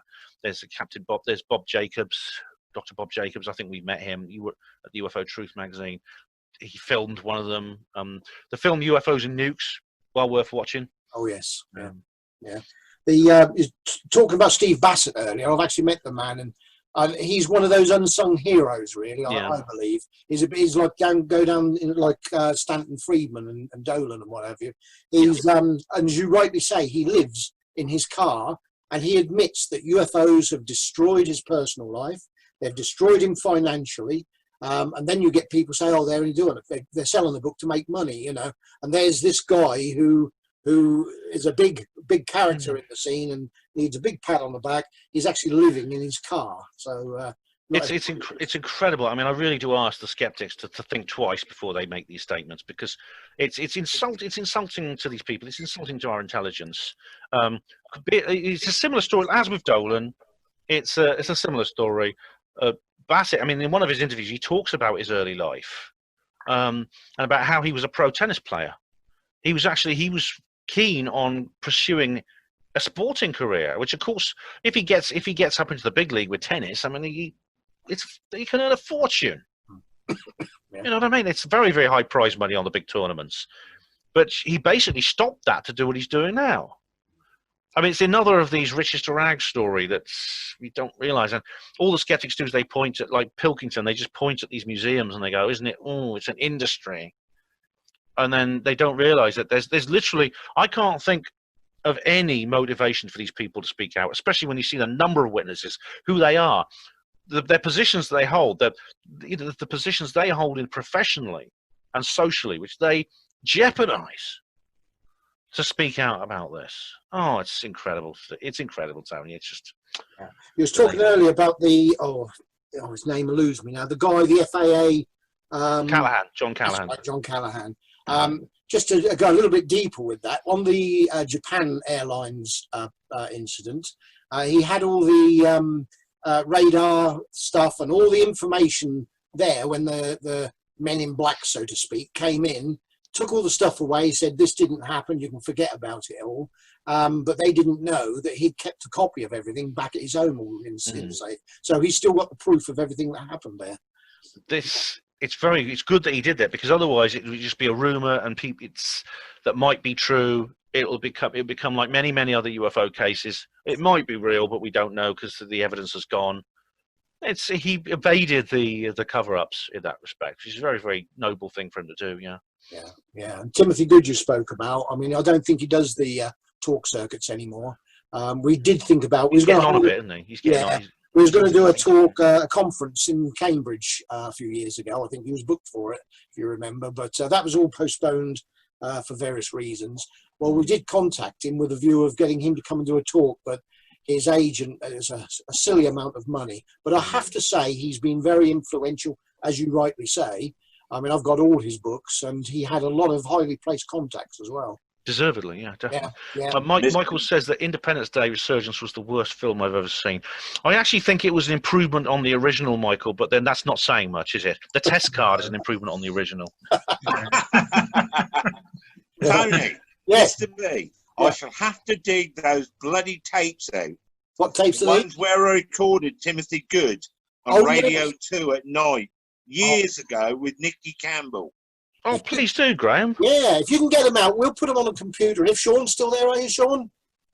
No. Yeah, I was just. Oh, he's there. Hang on, let me. Oh, it's a cat. Yeah, I was just going to say, that'd be great, Graham. I could edit them up and put them on the website. There'll be my If big able to cupboard find with something else of my anatomy stuck in there, according to some of my friends. Hey, that's cool. That'd be great if you could do that, Graham. That'd be really good. Yeah, because I recorded the Timothy Good interviews with Nicky Campbell. He was on the Nicky Campbell show. I think it was on Radio 2, late into the evening, between 8, 10 or pretty late, Yeah. And he was on there more than once. Yeah. What sort of year would this be? Sorry? What sort of year would this be? 1980. Oh, really? Really? Oh, wow. I'm guessing. Yeah. No, that'd be good. He was also on Talk Sport with James Whale late at night quite a lot. Oh, they were great. Was he? Yeah. Yeah. Oh, I've got the podcast of those. If you want them, I've got the podcast. year 2000, 2002, that sort of time. Yeah. Did he? James Whale, God. Yeah. Wasn't he? Did Whale ruin him because he tends to? He had what's her name? Who done? Can't tell the people. Georgina Bruni. Thank you. He had Georgina Bruni or Brunei, however you want to pronounce it, on there, and he destroyed her on there. And I think he was. Did he? He was quite unfair. I thought. Right. Yeah, he can be a bit harsh sometimes. But that's sad because he comes across as having. Georgina Bruni's book is very good. She's really, and her interviews are really good, and she's very persuasive. And James Whale comes across as having an open mind. He had David Icahn, he had Linda Moulton Howe, he had Timothy Good, he had like Stanton Friedman, and he was really open to these sort of things. So I thought, but of course, he is a bit of a shock jock, isn't he? Yeah, a little sometimes bit. he has to play that role. That's what he's known for, isn't it? Yeah, it is. Yeah. Really. But I was impressed with. If anyone wants the podcast of James Whale, Timothy Good, I've got like about 3 of them. They may be available in various places, but I've got them if anyone wants them and can't find them elsewhere. I think they're really good. Yeah, I think I bought Unearthly Disclosure on the back of one of those interviews back in the day, which was quite a good read. That's excellent, yeah. That's excellent. It'd be nice if we could tie them up with the ones that Graham's got and put them as a complete package on the website. That'd be quite nice. Yeah, Graham, if you could find those tapes, You know, get them They're transferred on to... good old TDK C90s, I think they're on. Hey, blimey, I'm showing my age now, but I remember those. Because you I'll know tell you what I'm on about, don't you? yeah, if you can convert them to MP3, you know, send them over. If you got anything you can play them on, I mean. Oh, I have the studio here to my right. Hold on, All right. I'll show you. I've got all the. I don't know if you can see it. Oh, I nice. say, I hope you got a tape deck because I ain't got one. I didn't want to give the rants away. No, I've got a twin one, a TIAC. So. Oh, very nice. Yeah, there we go. Yeah, so we can do that, and we can put it onto the computer and top and tail them, and that'd be quite nice. Oh, fantastic! Yeah, Michael's. David Icke was talking about David Icke. Yeah, he got banned, didn't he, from social media? And what did Ofcom do? I think they ruled on all points except one against him. But it's a bad time for anyone with alternative ideas at the moment because. Well, I think Sean said posted on the group discussion board that they're actually going to the channel on YouTube which interviewed David Icke is they're going to have their channel pulled soon as well. Yeah, that's the London Real. They've got half a billion views or something over the lifetime of the channel, and this isn't the first time neither is. I can't remember the channel. Sean will be able to pick this up. There were some channels on television a few years ago that had lots of really good stuff on there. Really interesting people, not just about UFOs but other stuff as well. And I think it was partly due to Richard D. Hall. They lost the license franchises. Am I right in saying that, Sean? Yeah, there was an episode which just pushed the boundaries just a little bit further than what the others did. There was a bit of gore and stuff like that, and what's it called? And that was just the excuse that I think they needed to sort of start creating hassle. I think the parent channel, which Rich D. Hall was on, I don't think really wanted the hassle of it. Okay, and unfortunately, the other channel had already sort of disappeared by that point.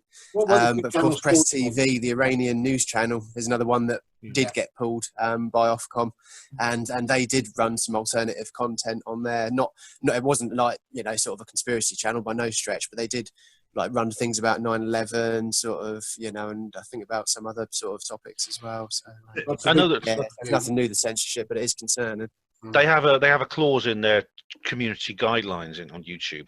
It was added about a year ago, which says that they will censor opinions that run contrary to the scientific consensus, and they specifically mention climate change. They mention vaccination and several other things. But of course, that clause running contrary to the scientific consensus could apply to UFOs.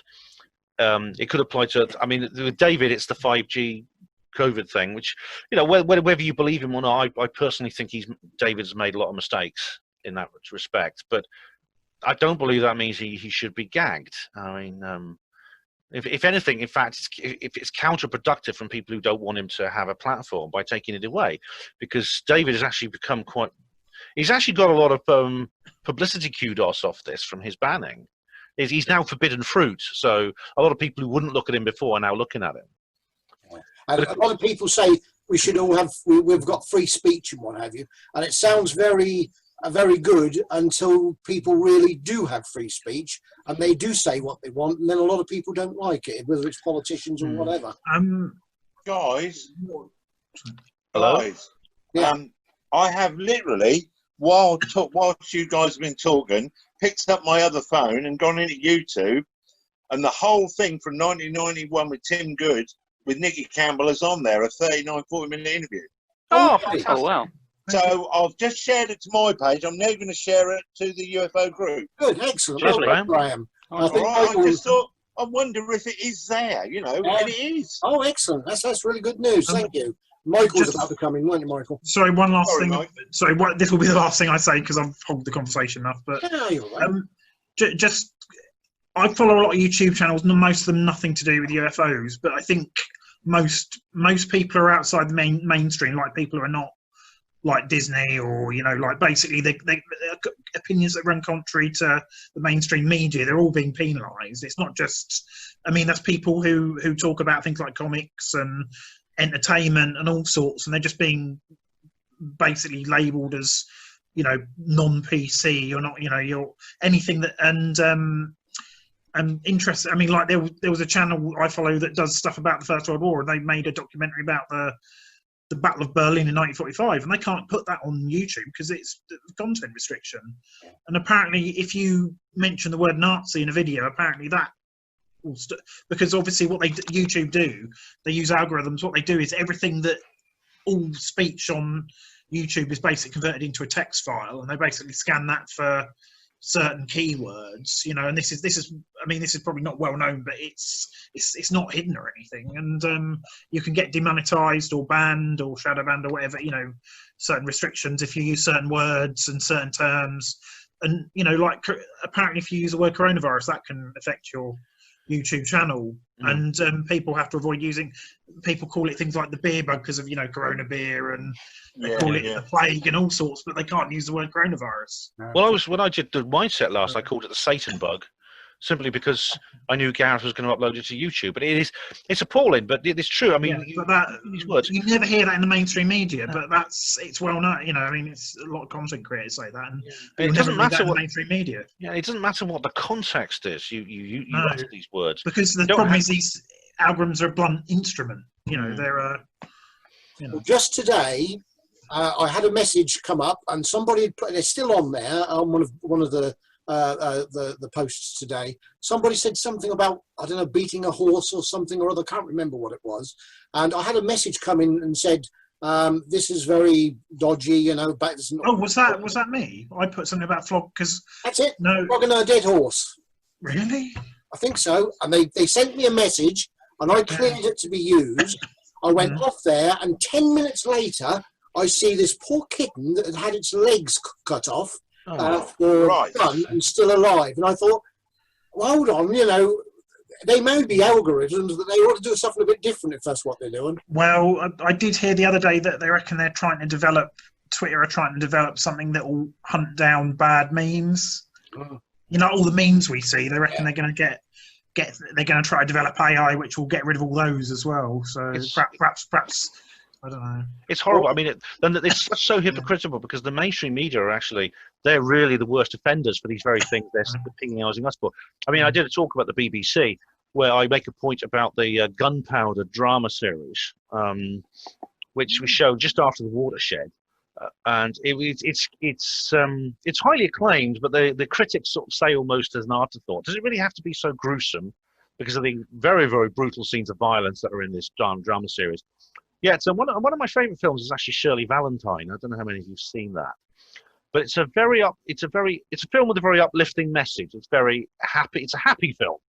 It's about this lady called Pauline Collins plays this woman called Shirley Valentine who goes on holiday to Greece, and she discovers a kind of new lease of life. She's sort of dissatisfied with her life, and she discovers a way, almost of a kind of like it's almost like a spiritual renewal. Yet when I watched it, it was 10 p.m. when I first saw this film. It was only long afterwards when I got like the video, the VHS, I realised it contains the F word a few times, just about 4 or 5 times. And these were bleeped out. They weren't bleeped out. They were replaced with, they were like just edited out. Also, there's a brief nudity scene. And when I was watching it, I saw the picture, the TV screen was like pixelating slightly, and I thought they've cropped it. They've cropped that nudity scene. And I thought to myself, this is, when I saw Gunpowder, I only saw the first episode because it was so horrible. I thought, it's so minor it's such a minor issue compared to the brutality of Gunpowder. But yet the BBC have chosen to censor Shirley Valentine and not Gunpowder. Because I thought to myself, is it that they don't want us to be happy? Is it because Gunpowder is so horrible and shocking? Yet Shirley Valentine is so uplifting and inspiring, that the BBC are actually trying to stop us being uplifted and inspired. Yeah. I go into it in detail in my BBC talk. Anybody got any topics they want to bring up? Because now's the time. We've gone from UFOs to TV. And I think actually we've got a social on here in between this and Tony Topping. Is that right? Is that right, guys? Hold on.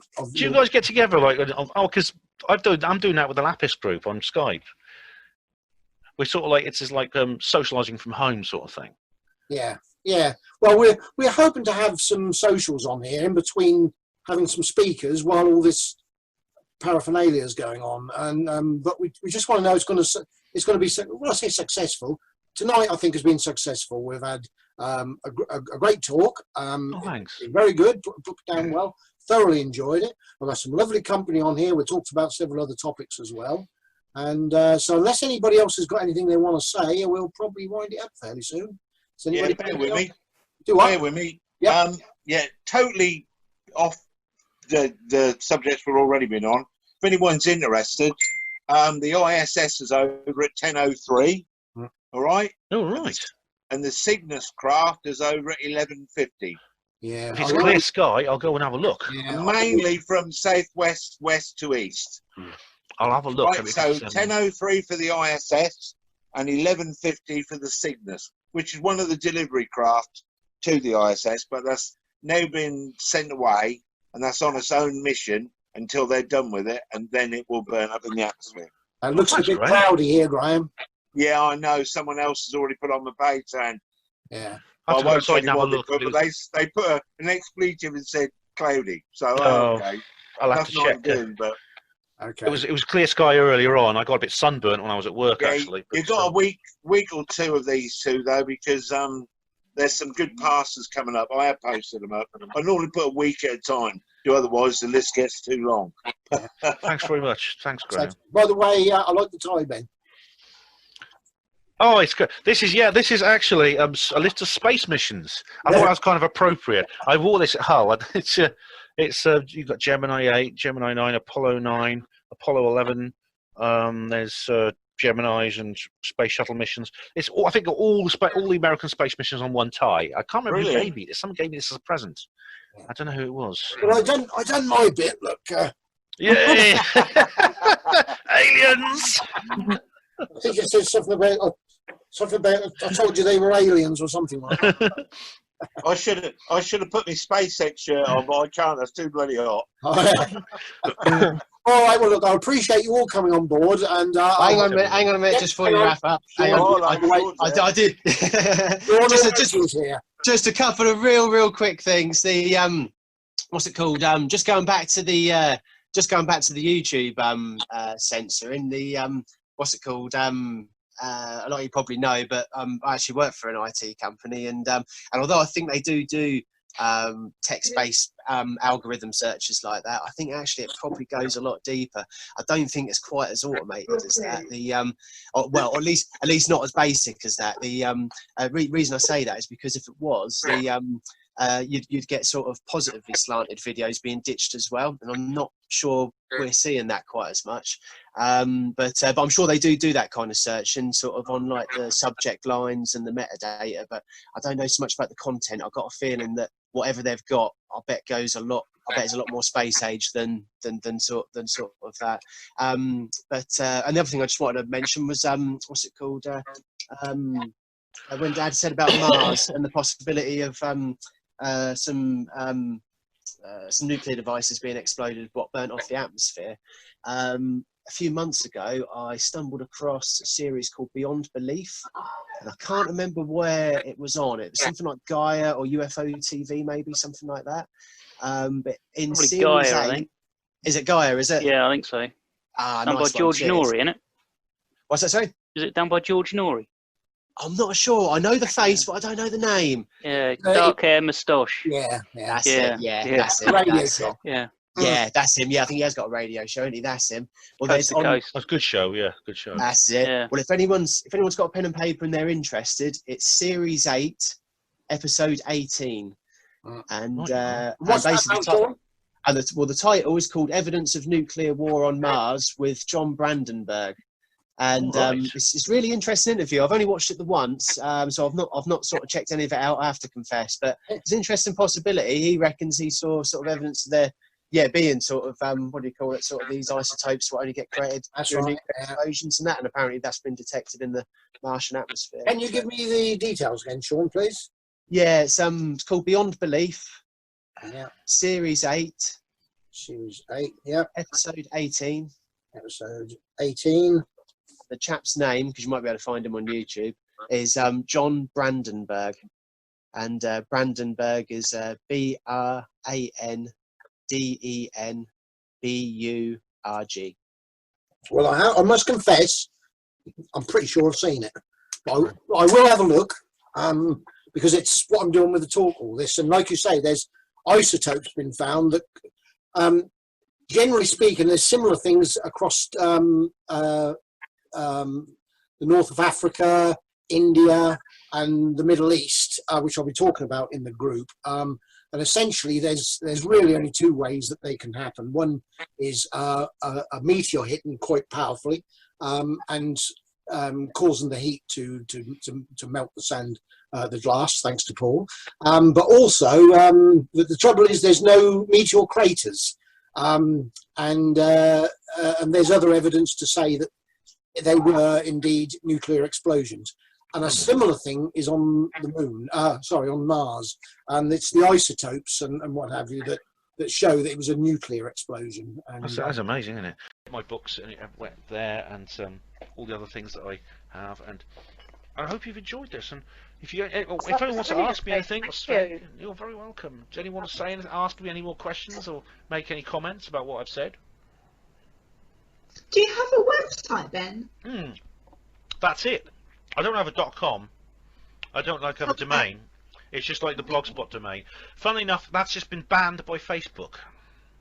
Why did they ban it? They say that I breached community guidelines by engaging in spamming and deceptive practices, which I haven't. That's their coverall statement now, isn't it? Exactly. Like, I've appealed it. Guidelines. In the meantime, I'm duplicating every single blog article I duplicate on a WordPress site. I've got a WordPress domain as well, which is it's HPBENEJ. That's just Hospital Port of Ben, Emlyn-Jones.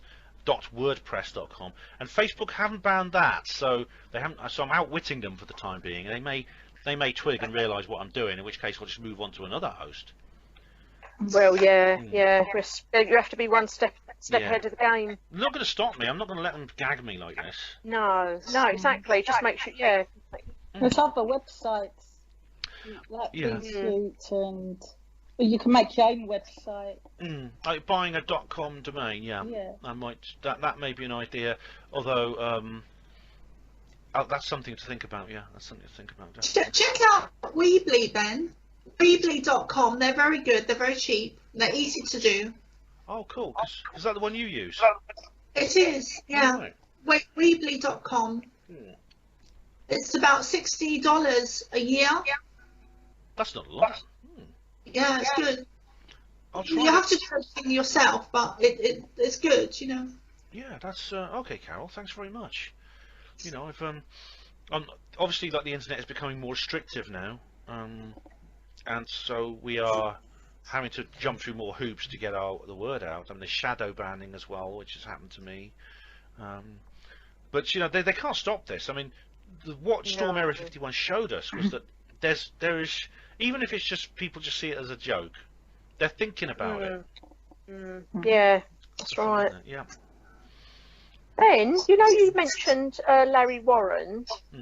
Do you know that there was supposed to be a film, wasn't there, Capel Green, coming out? But do you know, is that still coming out, or is it? What happened to it? It's in post-production. And okay, the lockdown basically is, obviously they'd like to. I think they'd like to do a premiere. You know, they'd like to do a premiere. The lockdown stopped that because they want to do a big screen premiere. They want to launch it with a massive big screen event. Of course. Yeah. Can't happen to. But is it actually? No, it's not. It's not actually finished, is it, or is it? Pretty much. It's pretty much finished. I mean, they're obviously they're going back to edit bits, but I mean, it's all everything. All the footage is filmed. They've just been editing it. They've been editing it for the last few months. I know the guys involved, and honestly, it's going to be a big event because according to the trailer viewing figures, it's the 37th most anticipated film of the year. 37th. Now that sounds pretty low down, doesn't it? But that's when you put. That's all movies, including the big Hollywood productions. So that's encouraging. It's encouraging. It's on that hit parade. Yeah.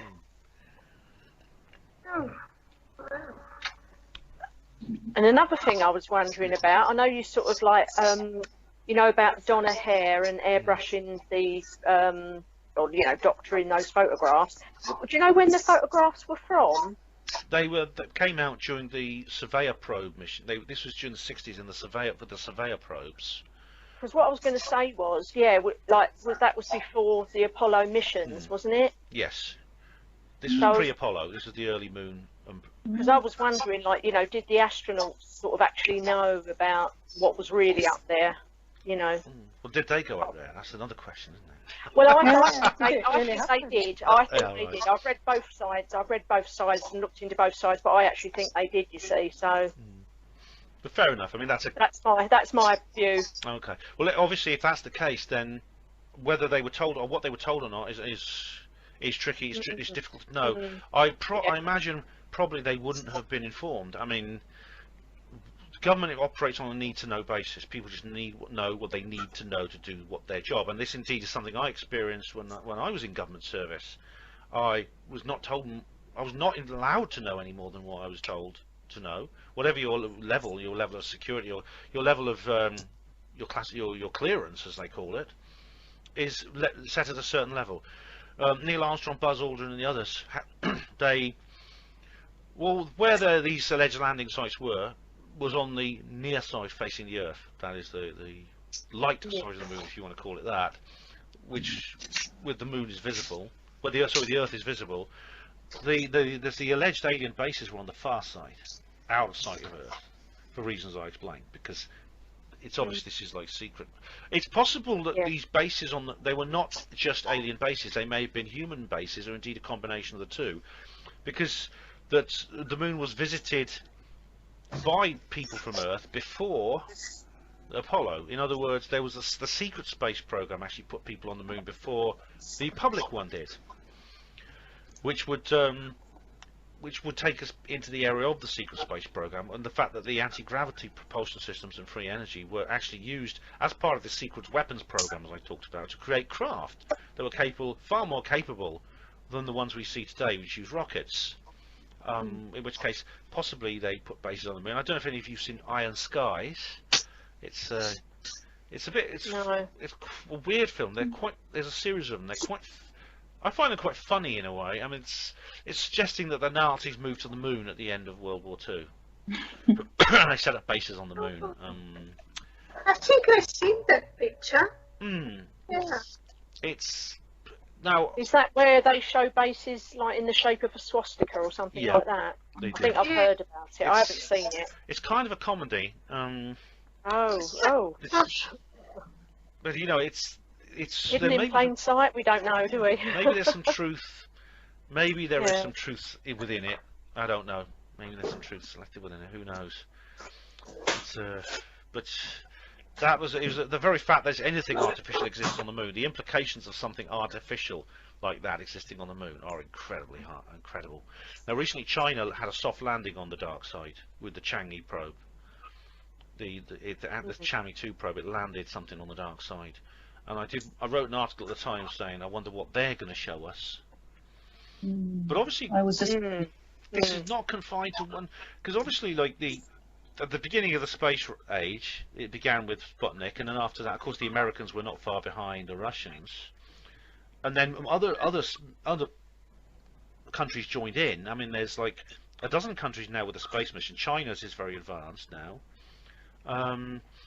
Now, there's obviously this cover-up is obviously a global policy that nation states all obey. And I'd love there to be an exception of that. I'd love if Sir Eric Gairy was still alive. If we had a Sir Eric Gairy today, I'd love some charismatic leader, maybe from some small country, come forward and have this knowledge and have this information, and just come forward and say, "No, it's all rubbish. They're lying to you." I'd love that to happen. So far, it hasn't happened. Yeah, there's so much energy, isn't there? Yeah, I've missed it this year actually. I've missed the conference circuit enormously with the lockdown. Yeah, so if I have your email address, I'll be able to send you details. But you're so clear and concise, and it's very interesting. Thank you very much. Really, thank you. Thank you. I know Carol was going to speak at your conference. She told me. Yeah, Carol we did a little video today on Zoom, so I'm going to do that as well.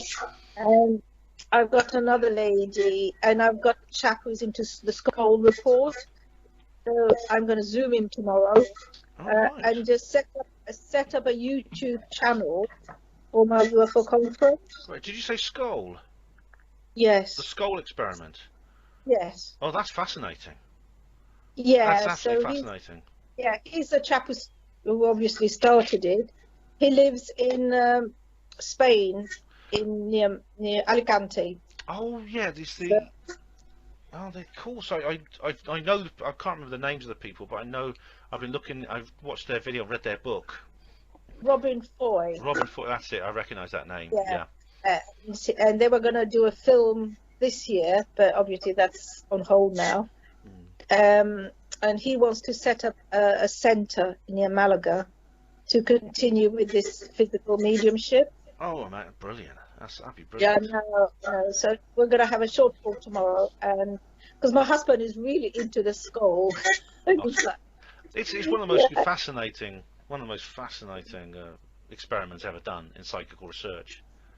yeah, this is it, and we want to know more, and we want to move to Malaga as well to help him. Oh, cool. Yeah, we've seen a few UFOs ourselves here, but How do you? not one-to-one. They've been in the skies, they've done certain things. But we've got friends who've been abducted, and they've had implants as well. Oh wow. They were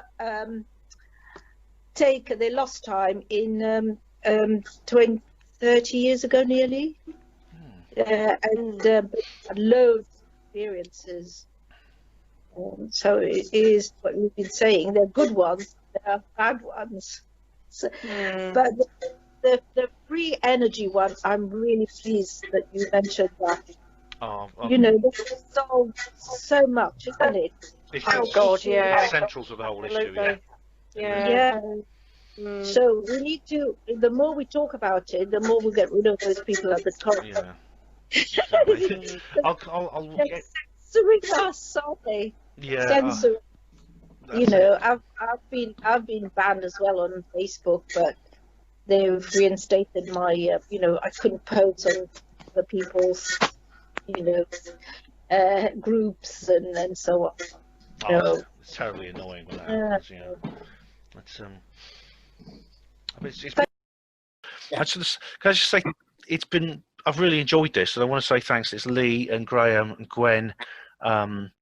Sean, Maureen, Paul, Michael, Hazel, Kaz, Scott, and Paul Armstrong as well, and thank you very much, all of you.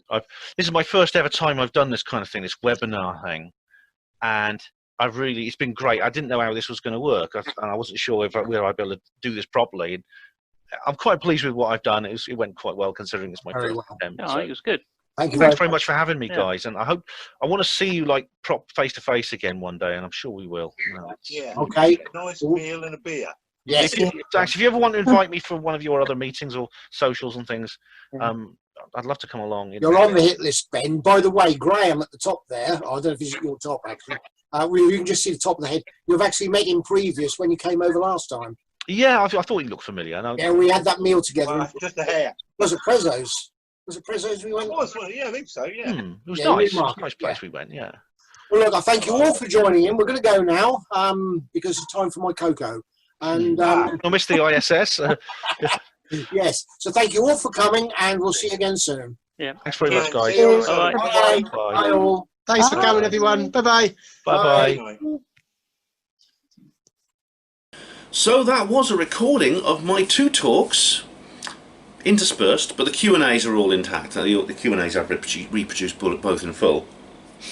Of my talks at the East Anglia UFO group and the London UFOs and Alternative Stuff meetup group.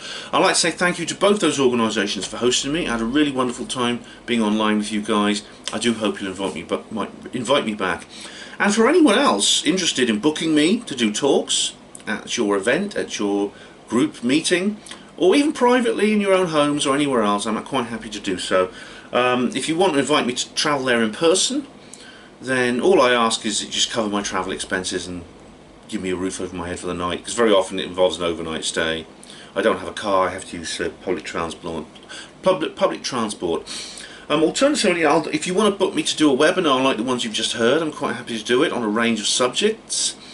And for that costs nothing, because you know, I don't charge for my time, I only charge for the travel and the accommodation.